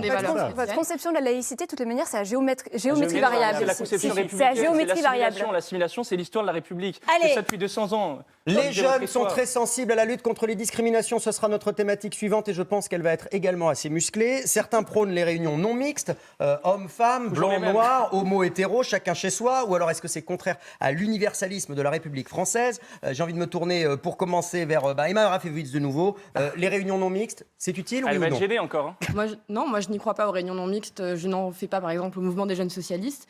Mais vous avez raison, cependant, la question de la lutte contre les discriminations, la lutte contre le racisme, contre l'antisémitisme, contre les LGBT-phobies aussi, est très important. J'aimerais saluer d'ailleurs aujourd'hui le travail de SOS Racisme et de l'UEJF qui travaillent depuis de nombreuses années sur la lutte contre la haine sur Internet. On a besoin de continuer ce travail-là et je crois qu'avec Anne Hidalgo notamment, on va mettre les plateformes Twitter, Facebook face à leurs responsabilités. Aujourd'hui, ces plateformes, elles ne peuvent pas placer le droit en dessous de leurs profits. Et on a besoin réellement de lutter contre la haine. Ça passe aussi par d'autres choses, et notamment retrouver, par exemple, à l'international, une force avec tous, et pas seulement avec les faibles. Merci. J'aimerais qu'en France, on puisse être capable de dire qu'au niveau européen, par exemple, on se dresse contre les politiques d'extrême droite en Hongrie ou en Pologne. Qu'on arrive aussi, par exemple, à faire en sorte de condamner le génocide des Ouïghours, et pas en gardant le silence. Alors, je précise qu'on est... On est là, oui, En on est top tweet, entêté. On est premier visiblement en discussion ce soir sur Bravo. Twitter, C'est dans ce qui normal, veut dire c'est normal. que le débat passionne. Ils doivent travailler d'arrache-pied. C'est normal, c'est normal. Léon Continuez à Desfontaines. commenter avec le hashtag qui est inscrit en bas à gauche de l'écran, débat jeune LCI. Léon Desfontaines, justement, la question que posait Christophe à l'instant, c'est contraire à l'universalisme républicain, les réunions non mixtes, ou au contraire, ça permet peut-être parfois d'exprimer des souffrances, des questions, et c'est finalement une bonne manière de lutter contre les discriminations. Bon, déjà, il faut désamorcer ce que c'est que les réunions non mixtes. Moi, je ne pense pas que ça soit des réunions politiques. En tout cas, moi, je ne milite pas pour ça, je ne soutiens pas ça. Et je pense aujourd'hui, par contre, que la lutte contre les discriminations doit être l'affaire de toutes et de tous. C'est important, ça, parce qu'on a tendance aujourd'hui, certains à gauche notamment, ont tendance à dire que seuls les concernés devraient lutter pour les droits des femmes. Seuls les concernés devraient lutter pour les droits LGBT. Mais non, c'est une question de vivre ensemble, une question de droit et de respect de chacune et de chacun. Et ça doit être la lutte de toutes et tous. Et les plus grandes conquêtes que nous avons eues dans notre République, c'est bien parce que justement les communistes se sont battus sur ça. Lorsqu'on a obtenu le droit de vote des femmes, amis de la liberté, on les était communistes, tous là-dessus. non, allez. Bien évidemment, Attendez, contrairement à vous. Est-ce que vous pouvez écouter, s'il vous plaît, et Si, ensuite, si, le droit de vote des femmes, c'est un on va amendement vous d'un donner la député parole communiste. dans un instant. Bon, j'aimerais qu'on se tourne vers Alice Timsit à présent. Il y a un chiffre que j'avais envie de vous soumettre, qu'on a trouvé dans La Fracture, le livre de Frédéric Dabi. Donc ce chiffre qui dit que 46% des jeunes comprennent que les femmes, les femmes qui déclarent détester les hommes. 46% des jeunes comprennent les femmes qui déclarent détester les hommes. Alors, c'est vrai qu'il y a beaucoup de violences faites aux femmes.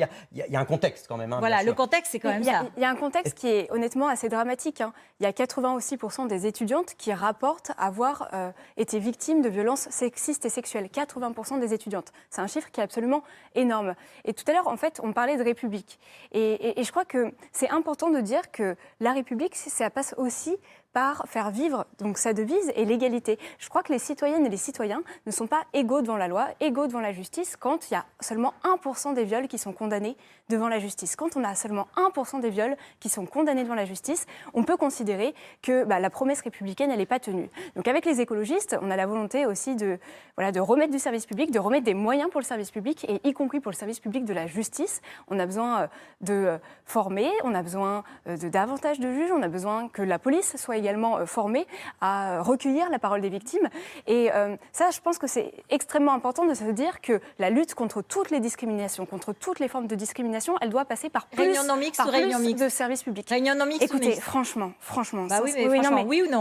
Sincèrement, je ne crois pas que ce soit le sujet. C'est-à-dire que... Ah bah oui, mais quelle réponse? Réunion non mixte. Si ça permet, écoutez-moi, si ça permet, en fait, à certaines personnes, voilà, de se sentir mieux. Un groupe de femmes, un groupe de personnes racisées qui ont besoin de s'exprimer sur leur vécu, sur leur ressenti pour aller mieux. Voilà. Après, pas dans le cadre Mais du c'est pas une service fin en public. soi. Non, mais c'est pas une fin en soi, mais c'est-à-dire qu'en fait, j'ai envie de dire, faut souffler, quoi. Enfin, faut boire frais, là, sincèrement. Non, mais Stanislas Rigaud va boire frais. Alors, allons-y, allons-y. Moi, je Vous vais soufflez, être vous très clair. soufflez. Évidemment que c'est totalement inutile, les réunions mixtes. Et alors, moi j'ai une autre question. Attendez. J'ai à peine commencé, vous me reprochez mais après comme pas vous faites aussi, vous le faites aussi, vous intervenez. Alors, c'est pas grave. C'est pas grave. Non, moi ce que j'ai. Non, mais ça fait rien. C'est quoi votre solution pour lutter contre les harcèlements vis-à-vis des jeunes homosexuels, vis-à-vis des femmes, vis-à-vis des transgenres? Donc, j'imagine que vous allez dénoncer les réunions non mixtes, je suis sûre. Mais vous avez quoi comme solution? Eh ben, on va y aller. Allez-y. Donc, premièrement, j'ai dit ce que je pensais sur les réunions non mixtes. Deuxièmement, je suis plutôt d'accord rapidement, c'est un sujet minoritaire parce qu'en réalité, ça concerne les bobos dans les facs parisiennes. En réalité, dans la France réelle, ça n'existe pas.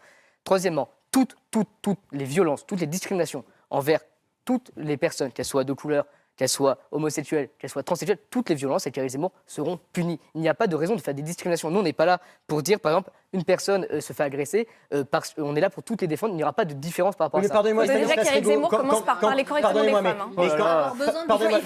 J'ai une question, une relance pour. Mais moi, j'ai une question aussi pour les gens de gauche. Non, mais juste que je comprenne.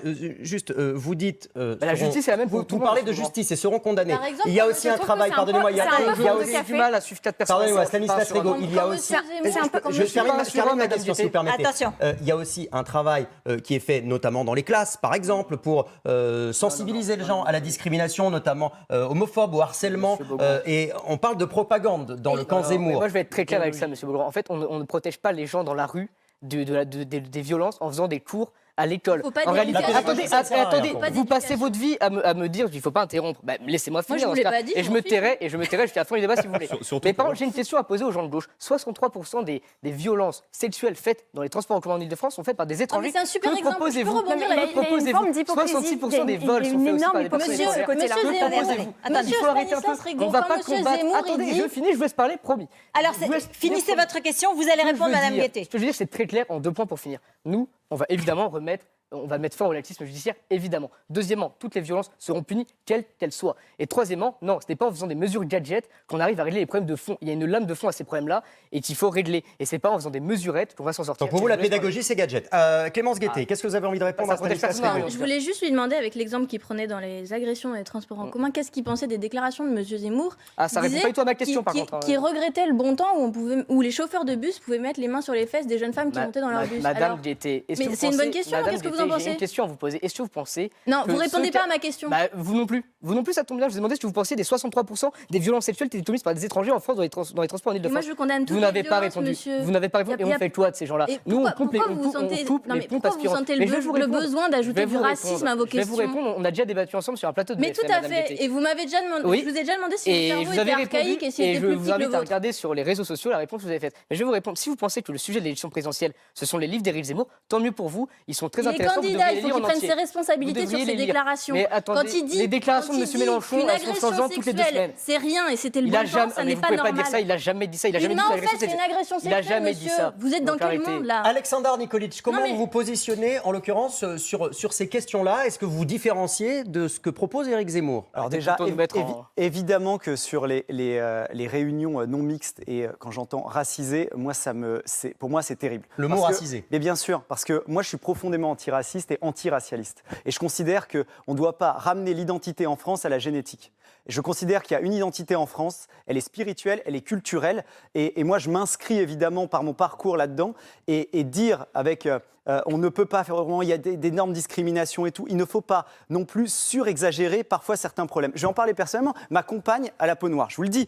La seule fois où elle a été victime de racisme en France, c'est en se faisant traiter de négresse de maison par des gens proches de vous, systématiquement, et de la gauche actuelle. Proche de vous, vous parlez de qui là? Des gens de gauche, parce qu'ils D'accord. ramènent ce débat en le racialisant, et pour moi c'est insupportable. Et quand j'entends pas républicain et tout, moi j'ai nommé mon fils Léon pour Gambetta. Je suis profondément républicain, justement pour ces questions-là, par rapport à l'assimilation, par rapport à tout ça. Et ensuite, quand on parle des agressions et les viols, par exemple, mais évidemment qu'on les condamne, mais comme toutes les agressions, et il va falloir que la justice refasse son travail. Mais s'il n'y avait pas eu les lois Taubira que j'évoquais, les lois Dati de LR, ce laxisme judiciaire pour tous ceux qui sont victimes de délinquance, si la justice n'était pas du côté des victimes, quelle qu'elle soit, on n'en serait pas là, qu'elle soit victime de viols, d'agressions physiques, de cambriolage au quotidien. Guillaume Carayon, puis Ambroise Méjean, et tout le monde ne parle pas en même temps parce que personne ne comprend. Moi, je vais vous en parler des ateliers en non-mixité raciale parce que je suis à la Sorbonne, je vous l'ai dit tout à l'heure, et il y en a qui sont organisés régulièrement par des syndicats de gauche et d'extrême gauche. Et d'ailleurs, je note qu'Emma Rafovic nous a dit que le PS était contre les ateliers en non-mixité raciale, alors qu'Audrey Pulvar avait dit oui, on est contre, mais les Blancs, ils peuvent venir, mais ils doivent se taire. Bon, la nuance, elle est quand même subtile. En réalité, la République, c'est pas ça. La République, c'est pas une addition de communautés. La République, elle reconnaît une seule communauté, c'est la communauté nationale. Et donc, à vouloir toujours reconnaître des minorités, à vouloir toujours défendre des minorités, finalement, on aboutit à ce que la loi de la majorité ne soit pas respectée.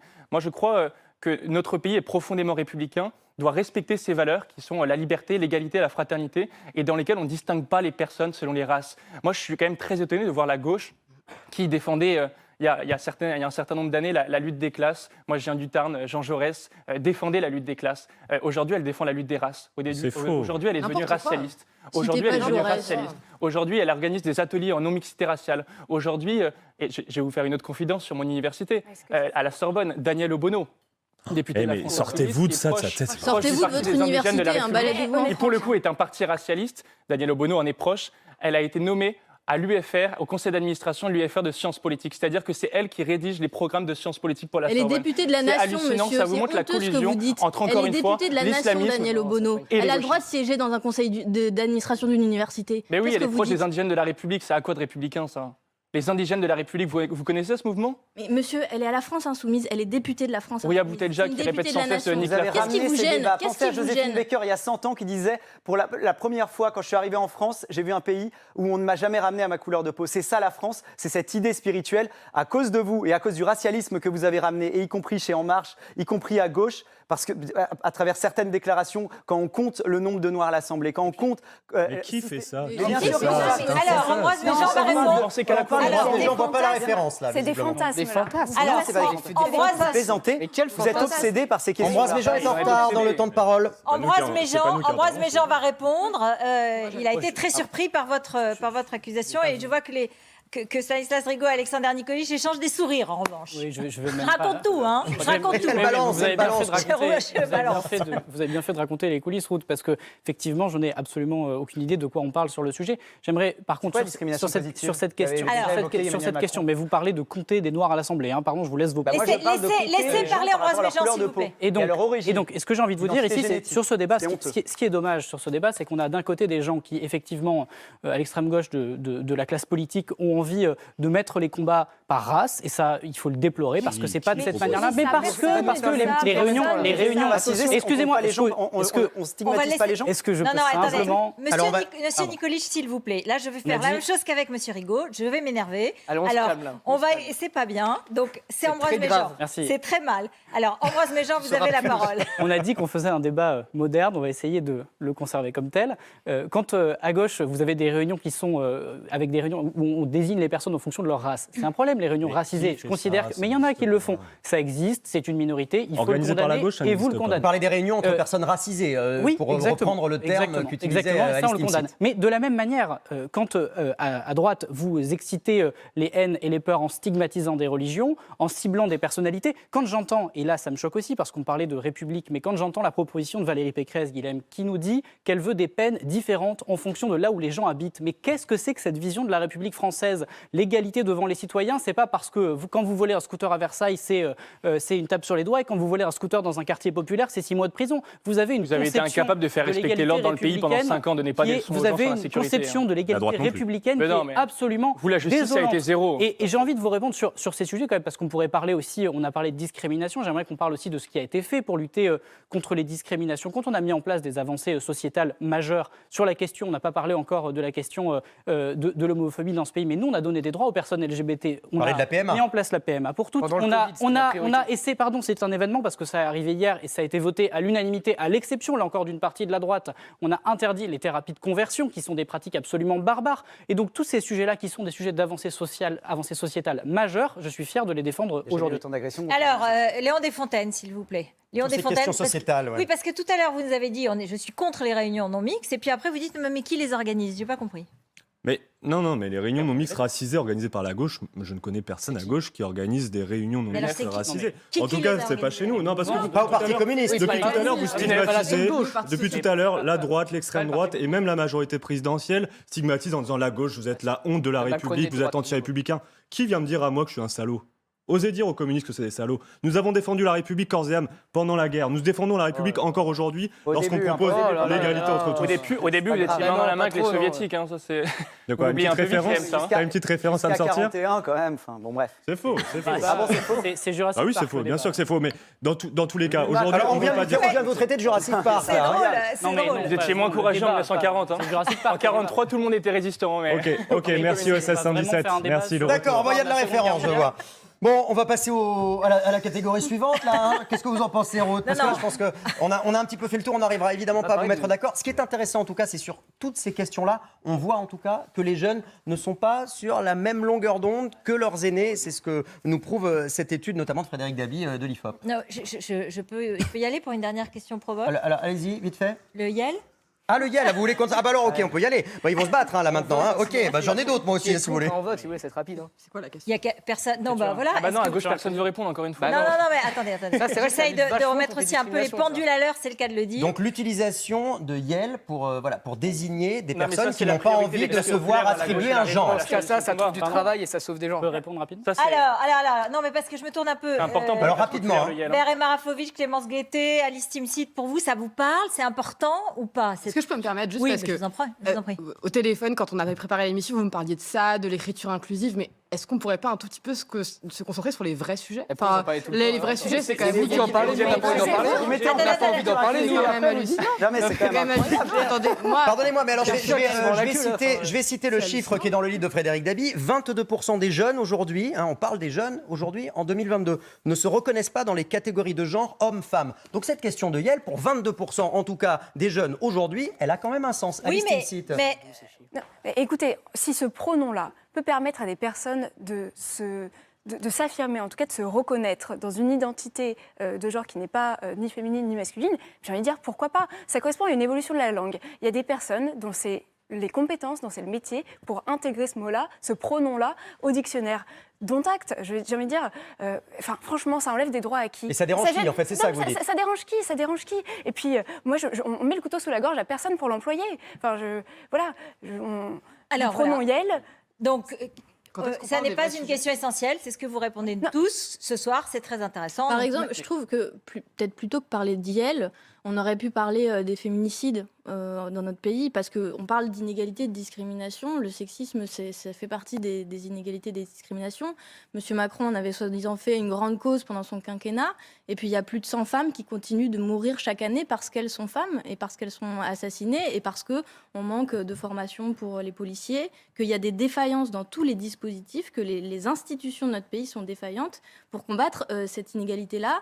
Nous, on demande par exemple pour ça 1 milliard de budget avec les associations féministes pour combattre les féminicides et pour qu'il n'y en ait plus une femme qui meurt sous les coups de son conjoint, de son ex-conjoint. Un budget, parce qu'elle est un une budget femme. proche de ce qui avait été Ambroise proposé en Déjà. Espagne, par exemple, Oui. effectivement. Je peux vous répondre là-dessus parce qu'au-delà de la polémique, effectivement, c'est un sujet qui concerne beaucoup de personnes, Fondamental. que nous avons mis au cœur du débat en 2017 et que nous assumons d'avoir fait. Le budget, Et- monsieur, et vous l'avons- gouvernez depuis Non, 5 mais ans pardon, quand même, je vous excusez-moi. rappelle. Et nous l'avons, oui, bah vous Mais avez un voté, budget, c'est simple. vous avez voté contre toutes les augmentations du budget sur cette question, Mais donc qu'est-ce vous que n'avez vous pas à nous donner racontez, des leçons. monsieur ? Et nous avons mis en place, pardon, je réponds Dire simplement des là-dessus. choses Nous avec avons assurance, ça n'en nous fait pas avons- des vérités, monsieur. Ah bah, vous n'avez c'est pas, pourtant vous n'avez une pas vérité, vous votez augmenté contre. Alors, le laissez budget répondre Ambroise Méjean. dédié Bon, pardon. à la lutte contre les féminicides. Si ça nous n'est l'avons pas vrai. augmenté, vous Non, mentez. ça n'est pas vrai. Ah, si. Non, Toutes vous les mentez. associations Vous mentez. Il y a féministes une augmentation le du disent. budget du ministère sur le Vous sujet. avez augmenté Et on- la communication. C'est vous un avez débat. fait tout c'est un débat- blabla sur c'est votre un débat- grande cause c'est un nationale. débat- c'est un Vous n'avez débat- rien fait. Alors, C'est un laissez-le débat parler. c'est un débat de chiffonnier, ça n'apporte rien, honnêtement. C'est pas un débat de vous dire, chiffonnier de parler sur des le budget. féministes. Laissez-le finir, s'il Sur vous le plaît. budget, je préfère vous dire que nous avons mis en place avec Marlène Schiappa, avec Gérald Darmanin, la formation des policiers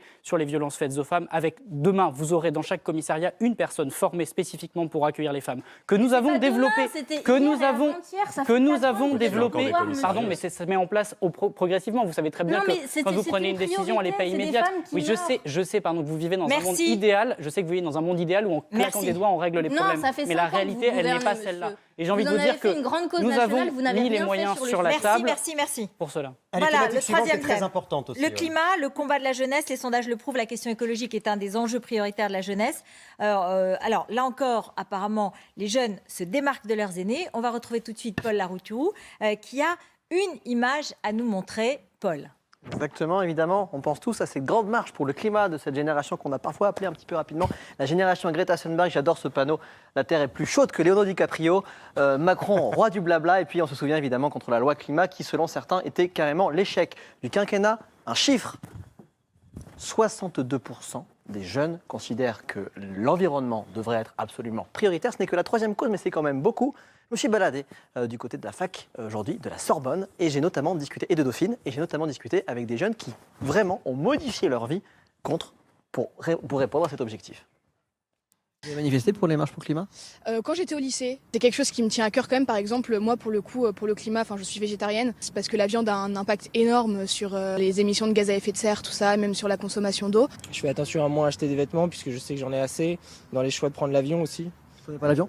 Si, je le prends, mais moins régulièrement, où je vais faire attention à ne pas y aller pour un week-end, mais plus pour une semaine ou plus longtemps. On se rend de plus en plus compte que c'est dur pour nous de se projeter, ne serait-ce que par exemple se dire, est-ce que je vais avoir des enfants ?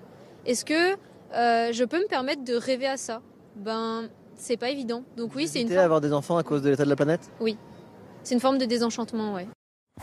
Alors je vais me tourner vers Alice Timsit pour Europe Écologie Les Verts, évidemment. Les jeunes qui prônent la décroissance, qui ne mangent plus de viande, qui ne veulent plus voyager, qui ne veulent plus faire d'enfants, en tout cas qui se posent des questions. Est-ce que vous vous reconnaissez, vous Alice Timsit, dans ce portrait-là ? Est-ce que finalement, c'est un peu vous qu'on vient de voir ?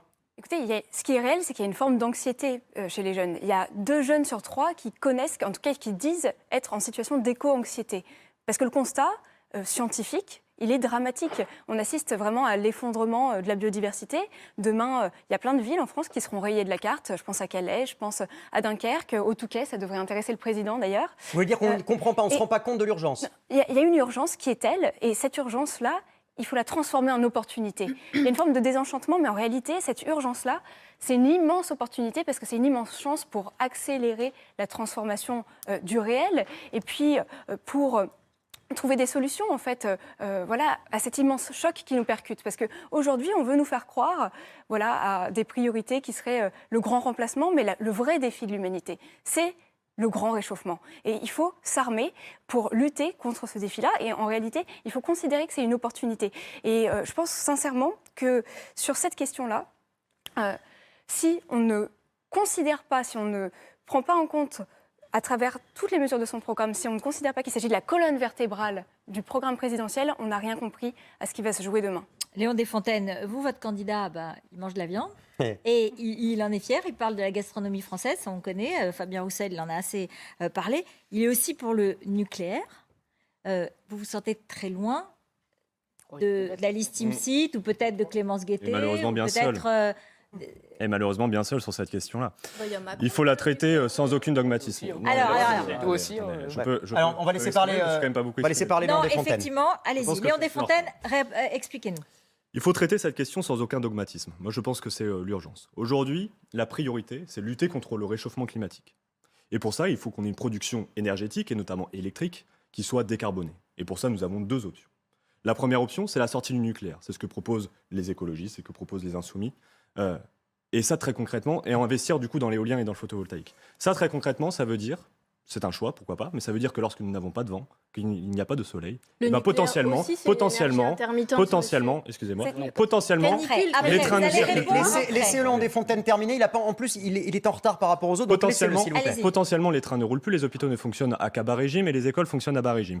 Nous, ce que nous disons, c'est que nous avons besoin de l'énergie nucléaire. Pourquoi ? Parce que c'est aujourd'hui une énergie pilotable qui fonctionne à longueur de temps et qui plus est, qui permet d'avoir peu d'émissions de gaz à effet de serre. C'est ce que proposent d'ailleurs les écologistes dans les pays nordiques et je pense qu'il ferait mieux de s'en imprégner. Et enfin, nous avons besoin nous avons coûteuse, besoin dangereuse. de réindustrialiser le pays parce qu'aujourd'hui, les premières causes d'émissions de gaz à effet de serre dans notre pays sont dues aux importations. Nous, Oui. on veut réindustrialiser le pays transport des parce que marchandises. les écologistes qui nous disent « mais le délocalisons nucléaire, à foison, il n'y a pas de problème », ils pensent quoi? Ils pensent que le réchauffement climatique s'arrêtera aux frontières? Eh bien non, celui-ci ne s'arrêtera pas aux frontières. Sur le nucléaire, s'il vous plaît, il faut arrêter de considérer que c'est une énergie propre. Il n'y a pas d'énergie propre et le nucléaire n'est pas propre. C'est Mais extrêmement l'éolien non dangereux. plus. Il y L'éolien a non une, plus. il y a une exigence L'éolien, ça sert à rien, morale. faut le dire. Il y a une exigence Mais c'est même morale une catastrophe sur le environnementale. nucléaire. C'est Ah bah là, les vous êtes déchets d'accord. radioactifs que cela produit. bah, je vais- Il y a que ça. C'est une énergie. On va y aller. On va parler chacun. J'y de vais votre avec tour. joie. Chut, non, personne n'a rien compris. Le nucléaire est une On a énergie compris. extrêmement coûteuse et dangereuse. Il faut investir massivement pour le 100% renouvelable et sortir progressivement du nucléaire. Et- Aujourd'hui,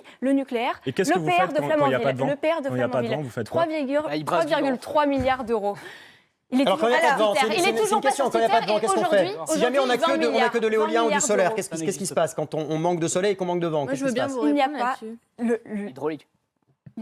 Allez-y, terminez. Notamment la géothermie, l'hydraulique. Alors, on va Il laisser faut s'appuyer sur les Alistine forces de la terminer, s'il vous nature. plaît. Il faut s'appuyer sur les forces de la nature. On a la chance d'avoir en France une très belle façade maritime, plus de 3000 km Quand il n'y a pas de côte. vent. Il y a la puissance du vent, il y a la force de la mer, l'attractivité du Et c'est soleil. suffisant, ça? Et Alors, c'est bon. de la Est-ce que même c'est manière, suffisant bien sûr que c'est suffisant. Il faut qu'on investisse massivement Alors, Stanislas sur les Rigaud. énergies renouvelables. Et vous avez entendu, Clémence Guettet, elle a dit, Elle pourra Éric m'attaquer Zemmour, comme ça. il est climato-sceptique, il a vraiment une proposition écologiste. À part démonter les éoliennes? C'est ça qu'il veut faire, il veut les arracher partout. Dans son programme, c'est quand même assez drôle. Alors, Il dit- laissez-le répondre. On y va, c'est bon, vous avez fini? Je peux y aller? Ok. Allez-y, ça va pas être. Actuellement, ça va être très simple. Nous, en fait, justement, évidemment, on est pour le nucléaire parce qu'en fait, si on coupe le nucléaire, on va devoir faire comme ils ont fait en Allemagne, rouvrir des centrales à charbon, à gaz, ce qui pollue énormément, beaucoup plus. L'éolien ne sert à rien. En plus, 90% des matériaux qui permettent de créer l'éolien viennent de l'étranger. Et en fait, c'est juste la construction en elle-même sont polluantes. Nous, avec Éric Zemmour, on propose quoi, par exemple? On propose justement que l'argent qui est investi aujourd'hui dans l'éolien en France soit transféré sur la biomasse ou sur la géothermie, par exemple. Donc ça, c'est des choses très simples. Autre chose, je peux finir? Merci. Autre chose, nous, on considère, je suis d'accord avec Léon, il ne faut pas y mettre de l'idéologie, premièrement. C'est-à-dire que c'est un sujet important, c'est un sujet grave qui va nous concerner, nous tous ici, pour les 70, 150 prochaines années. Donc il faut le prendre sans aucune idéologie, premièrement. Deuxièmement, l'un des grands mots MA8 du problème écologique, il est lié à la mondialisation. C'est-à-dire qu'en fait, nous, on est pour les circuits courts, on est pour remettre en avant nos agriculteurs. Parce que tout ça, c'est lié en réalité. C'est-à-dire que moi, par exemple, je le dis à titre personnel, moi, je mange de la viande et je continuerai à en manger. Par contre, je mange moins de viande, mais de meilleure qualité. Il faut avoir l'argent. Non, c'est ça. bah oui, bah c'est des choix à faire, évidemment. Je suis d'accord Oui, avec vous. quand on Non, peut mais faire ces choix-là. Attendez, justement, je finis sur l'argent. Très rapidement, Mais parce que vous êtes en mot. avance et Ok, il faut un mot sur équilibrer l'argent, et le justement. temps file. Ça me fait marrer mais sur on l'argent, parce que touche. quand on parle de pouvoir d'achat, Excusez-moi. si demain on coupait le nucléaire, toutes les personnes qui habitent aujourd'hui des maisons qui sont fournies grâce à ça, elles se retrouveraient dans le c'est froid en déjà- hiver. C'est fini. C'est dans le froid en hiver. C'est absurde de C'est dans le froid en hiver. Emma Rafovic, s'il vous C'est déjà plaît. le cas. Emma Rafovic, puis Clémence Guettet. On fait partie quand même d'une génération qui, grève du climat, après marche pour le climat, s'est mobilisée sur ce sujet. Mais on vient C'est d'évoquer écolo, ça. évidemment une cause aussi importante, c'est-à-dire que l'écologie ne peut pas se faire sans justice sociale. Et c'est ce qu'on porte avec Anne Hidalgo, notamment par exemple avec l'ISF climatique.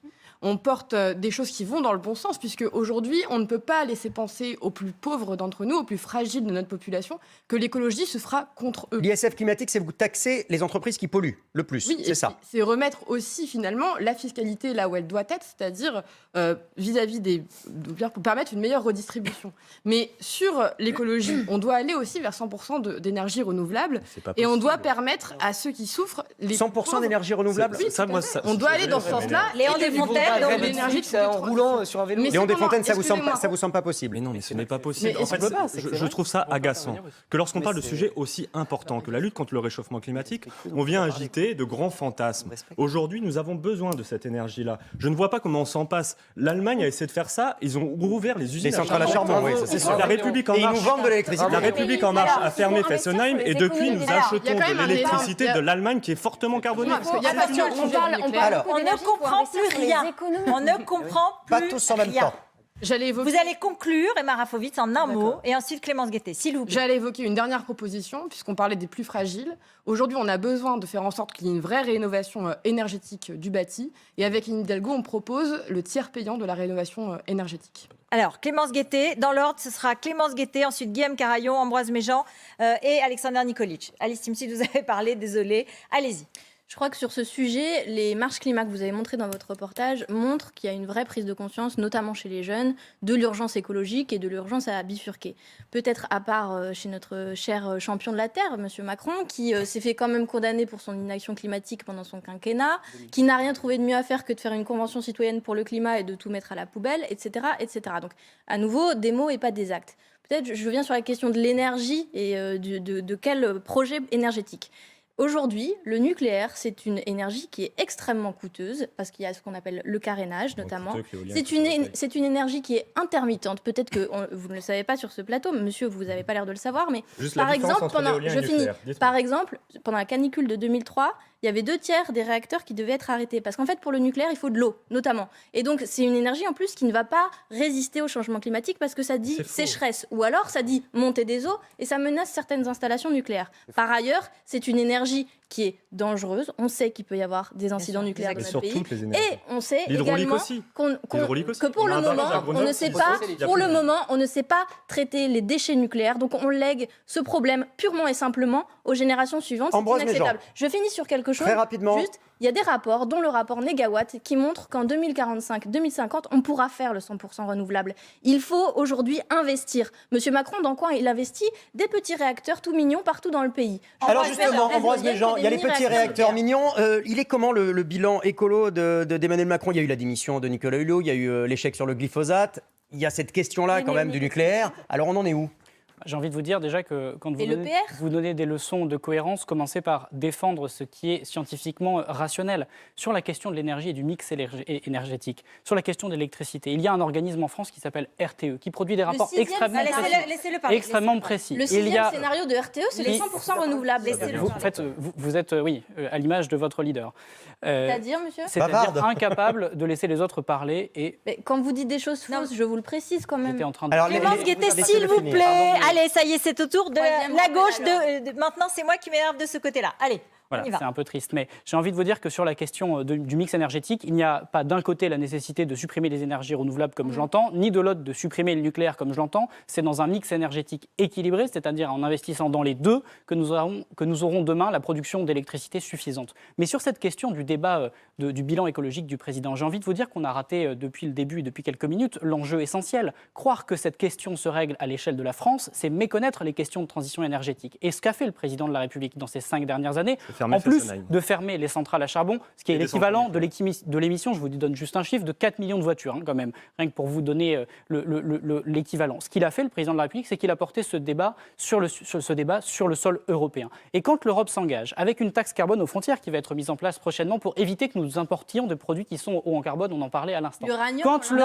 Quand l'Europe s'engage pour mettre en place une taxonomie qui fait qu'on favorise justement les énergies renouvelables, quand l'Europe s'engage justement sur tous ces sujets, c'est la meilleure façon d'avoir un résultat sur l'écologie, parce que l'écologie n'est pas un sujet qui est national, c'est un sujet qui est mondial, et c'est uniquement à l'échelle européenne qu'on peut le faire. Alors, et je suis déçu d'entendre que dans Europe Écologie Les Verts, vous ayez oublié le mot Europe dans vos propositions. Et le mot écologie. Parce que ça ne fonctionne pas, et le mot écologie doit rester uniquement le vert du parti. Guilhem Carayon, est-ce que Valérie Pécresse, elle est écolo? Non, mais Ambroise vient de faire exactement la rhétorique macroniste, c'est-à-dire qu'il vient de dire tout et son contraire. On a écouté pendant 2 minutes, on se dit que c'est bien, on ne sait pas ce qu'il pense. On ne sait pas s'il est pour ou contre le nucléaire. Nous, avec Valérie énergie Pécresse, renouvelable, c'est très clair. Non, donc vous pas pour le mix nucléaire. Énergétique. Oui, attendez, Barbara Pompili, qui a été nommée ministre de la Transition écologique par Emmanuel Macron, est une fervente opposante au nucléaire. Pourquoi nommer une ministre à l'écologie qui est contre le nucléaire? La question, c'est est-ce que Valérie Pécresse a des propositions écologiques? Non, mais je finis sur ça. Vous avez fermé la centrale nucléaire de Fessenheim. Vous avez annoncé la fermeture de 13 réacteurs nucléaires. Vous êtes contre le nucléaire. Vous êtes pour une baisse de la part du nucléaire dans le mix énergétique français. Mais vous êtes pour la privatisation. Or, le nucléaire, et c'est ce qu'on dit avec Valérie Pécresse, c'est la seule énergie décarbonée. C'est la seule énergie qui nous garantit l'indépendance nationale. À quel moment on parle des économies d'énergie également? Et le nucléaire, c'est la seule énergie qui baisse la facture d'électricité des Français. Et c'est ça qui est important. Depuis 2019, la facture d'énergie des Français a augmenté de plus de 360 €. Parce que, à cause de votre dogmatisme, à cause de la politique des écolos. Parce que les écolos, quand ils ont été élus à la tête des dernières élections municipales dans certaines villes françaises, ils ont voulu interdire la viande dans les cantines. Alors que la viande, c'est le seul moyen pour la plupart des classes populaires de pouvoir manger un produit qui est cher. Ils ont voulu supprimer le Tour de France. Ils s'en sont pris à l'ensemble des traditions qui font la France. Nous, on veut une écologie qui est enracinée, une écologie qui est populaire et positive. Alexandre Nicoli. Et privé. Alors, moi, ce qui m'inquiète... Est-ce qu'elle est écolo, Marine Le Pen? Évidemment, et c'est la plus Alors écolo, concrètement, je vais vous expliquer. proposez Je quoi vais expliquer Alors, très pourquoi. rapidement, très Ah oui, mais rapidement. bon, à chaque fois c'est comme ça. Je suis Allez-y, désolé. oui, mais très rapidement quand Juste, même. moi, quand je vois les marches pour le climat et quand j'entends que 2 tiers On ne vous a pas vu, d'ailleurs. des jeunes sont inquiets d'écologie et c'est vraiment très anxiogène pour eux, moi je suis inquiet sur ce qu'on leur transmet. Parce qu'évidemment qu'il y a des solutions. Oui, il y a un réchauffement climatique, oui, naturellement, mais aussi avec des gaz à effet de serre. Effectivement, il va falloir combattre et diminuer les gaz à effet de serre. Mais il faut savoir, quand on parlait de l'Allemagne, par exemple, parce que l'exemple qui est voulu par les Verts, il est appliqué en Allemagne, je l'ai entendu, l'Allemagne émet 10 fois plus de gaz à effet de serre que nous. L'électricité de l'Allemagne est beaucoup plus chère. C'est d'ailleurs le seul inconvénient qu'ils ont par rapport à nos entreprises. On a l'électricité la moins intermittente, la moins chère, la moins polluante grâce à notre mix énergétique nucléaire, hydraulique. C'est un des seuls avantages pour nos entreprises, c'est un des seuls avantages pour les citoyens. Vous êtes d'accord avec Emmanuel Macron, finalement? Ah non, il a fermé Fessenheim, il ferme les centrales nucléaires et on achète Emmanuel aujourd'hui de Macron, l'énergie et de l'électricité au en début, il Allemagne. était contre le nucléaire, il s'est Terminé. adapté, il s'est contredit. Non, Qu'est-ce qu'elle juste pour disait, Marine finir, Le Pen, sur le nucléaire en 2011? et évidemment, il va voulait en falloir sortir. penser au circuit court parce que il y a plus de 50% des émissions des gaz à effet de serre qui sont dues aux importations et évidemment penser aux économies d'énergie. Mais pitié, arrêtez d'angoisser les gens, arrêtez de faire croire que c'est par la décroissance qu'on arrivera à lutter contre les catastrophes naturelles. Je finis juste là-dessus, s'il vous plaît. Il y a beaucoup plus d'habitants, il y a 4 fois plus d'habitants qu'il y a un siècle et il y a beaucoup moins de morts dues aux catastrophes naturelles. Pourquoi? Parce qu'on a des satellites, on a des digues, on est prêt à s'adapter et via la technologie aux problèmes qui vont nous toucher. Refuser la technologie pour faire face aux catastrophes naturelles, refuser le monde moderne, ça va nous amener droit à des catastrophes. Aujourd'hui en Afrique, Merci. les Africains meurent 50 fois plus de la pollution des eaux parce qu'il n'y a justement pas de technologie. C'est par aussi le progrès, vous savez, qu'on arrive à faire diminuer les morts et qu'on arrive à s'adapter aux choses. Merci beaucoup. Merci beaucoup à vous tous. Merci beaucoup à vous tous. Il fait des blagues en plus, Oui, Stanislas c'est un Rigaud. running gag. Alors, merci beaucoup à vous tous. C'est l'heure de la conclusion. Au passage, je vous rappelle que c'était la journée européenne de la jeunesse au sein même de la présidence française de l'Union européenne. Alors, vous avez 40 secondes chacun. Et il y a un tirage au sort qui a été effectué. Exactement. Et on va commencer vous avez justement. 40 secondes pour nous dire pourquoi les jeunes qui ont envie de s'abstenir voteraient pour votre candidat. On commence avec Stanislas Rigaud qui a donc été tiré au sort. C'est parti. 40 secondes. Eh bien, écoutez, moi, si je devais dire en quelques mots pourquoi il faut voter pour Éric Zemmour, je pense qu'il faut absolument se tourner vers ce personnage-là, vers cet homme-là, parce que l'élection présidentielle qui arrive n'est pas seulement une simple élection pour lancer des petites mesures. La vraie question qui est posée, c'est la survie de la France, c'est la survie de sa civilisation. Il faut absolument remettre l'identité du peuple français au cœur de notre politique. Il faut absolument réindustrialiser le pays. Et je me permets aussi à autre chose, mais il faut recréer la fierté d'être français. Moi, je suis profondément amoureux de ce pays. Il faut absolument se battre pour sa richesse, pour son histoire. Et surtout, à tous les jeunes, il faut que vous alliez voter. C'est extrêmement important pour cette élection. Merci beaucoup. Emma Rafovic. Moi, je soutiens Anne Hidalgo parce qu'avec elle, je me bats pour un avenir meilleur. Un avenir meilleur pour Antoine, qui a guéri en a marre de voir les commerces à côté de chez lui fermés tous les jours. Un avenir meilleur pour Victoria, qui termine ses études et ne veut juste être payée autant qu'un homme. Un avenir meilleur pour Louis, qui en a marre de payer 60 € son plein d'essence. Et un avenir meilleur pour Shaima, qui croit plus que tout aux valeurs de notre République et qui n'a pas à changer de prénom. Je veux une présidente qui nous respecte, pas qui nous méprise. Je veux une présidente qui fasse avec nous, et pas toute seule. Je soutiens Anne Hidalgo car elle est la candidate qui veut transformer notre pays pour la justice sociale et la justice écologique. Elle est la candidate qui réunira la France pour la justice. Autour d'Alexandre Nikolic qui défend les couleurs de Marine Le Pen. Moi, j'ai envie de dire aux jeunes et aux Français qui nous regardent de bien cocher les dates 10 et 24 avril, parce qu'on a trop vu au dernier scrutin des jeunes qui se sont abstenus, qui n'ont pas pris leur destin en main. Et justement, parce que c'est eux qui incarnent le futur de la France, il faut qu'ils votent, vraiment qu'ils se mobilisent à ces 2 dates. Parfois, ils se sont dit que la politique ne servait pas à grand-chose au regard des différentes politiques qui ont été menées par la gauche, la droite, par En Marche. Oui, avec du courage, avec une vraie volonté, avec des mesures très concrètes, on peut faire en sorte que les gens vivent de manière plus sûre, avec plus de sécurité et un meilleur pouvoir d'achat et vraiment un travail pour demain. Il faut avoir confiance en l'avenir. La France est un magnifique musée et il faut le valoriser. C'est un magnifique patrimoine, mais il faut aussi se projeter et penser à l'avenir. La France doit être un grand pays d'avenir et elle le sera grâce à vous si vous votez les 10 et 24 avril. Merci. Guillaume Carayon. En 2017, Emmanuel Macron nous avait promis l'avènement d'un nouveau monde. 5 ans plus tard, le quotidien des Français n'a pas changé, leur vie ne s'est pas améliorée. Au fond, je crois qu'Emmanuel Macron a été le président du grand déclassement de notre pays. Aujourd'hui, on a une candidature qui est celle de Valérie Pécresse, qui est en mesure de battre Emmanuel Macron. Elle est la seule qui est capable de le battre. On le voit dans toutes les intentions de vote. Je crois qu'elle a le courage, je crois qu'elle a la force, je crois qu'elle a le dynamisme et la fermeté pour redresser notre pays. Son projet, il est clair. C'est un projet de fermeté. Redresser notre pays à partir de 3 valeurs. D'abord, l'autorité de l'État, parce qu'il faut restaurer la sécurité de tous les Français. Ensuite, la liberté, parce qu'il faut encourager le génie français. Et puis la dignité, pour qu'on retrouve ensemble une France apaisée et qu'on retrouve la fierté et le bonheur d'être Français. Léon Desfontaines, à présent, qui défend Fabien Roussel, le candidat communiste. Pourquoi faut-il voter pour Fabien Roussel ? Déjà, je veux dire ce que je ne suis pas. Je ne suis pas là pour propager la haine et le racisme comme le font certains. Je ne suis pas là non plus pour défendre le bilan catastrophique d'un quinquennat sur la jeunesse dans l'espoir d'avoir un petit ministère à la fin. Si je suis là, c'est avant tout parce que je suis persuadé que les jours heureux sont devant nous et que la jeunesse peut avoir un avenir et un avenir plus radieux qu'aujourd'hui. S'engager et voter pour Fabien Roussel, c'est avoir la garantie d'avoir un président qui va faire de la jeunesse sa priorité parce qu'il ne voit pas dans la jeunesse un problème, mais bien une solution pour répondre aux défis sociaux, climatiques, économiques et sanitaires que nous avons devant nous.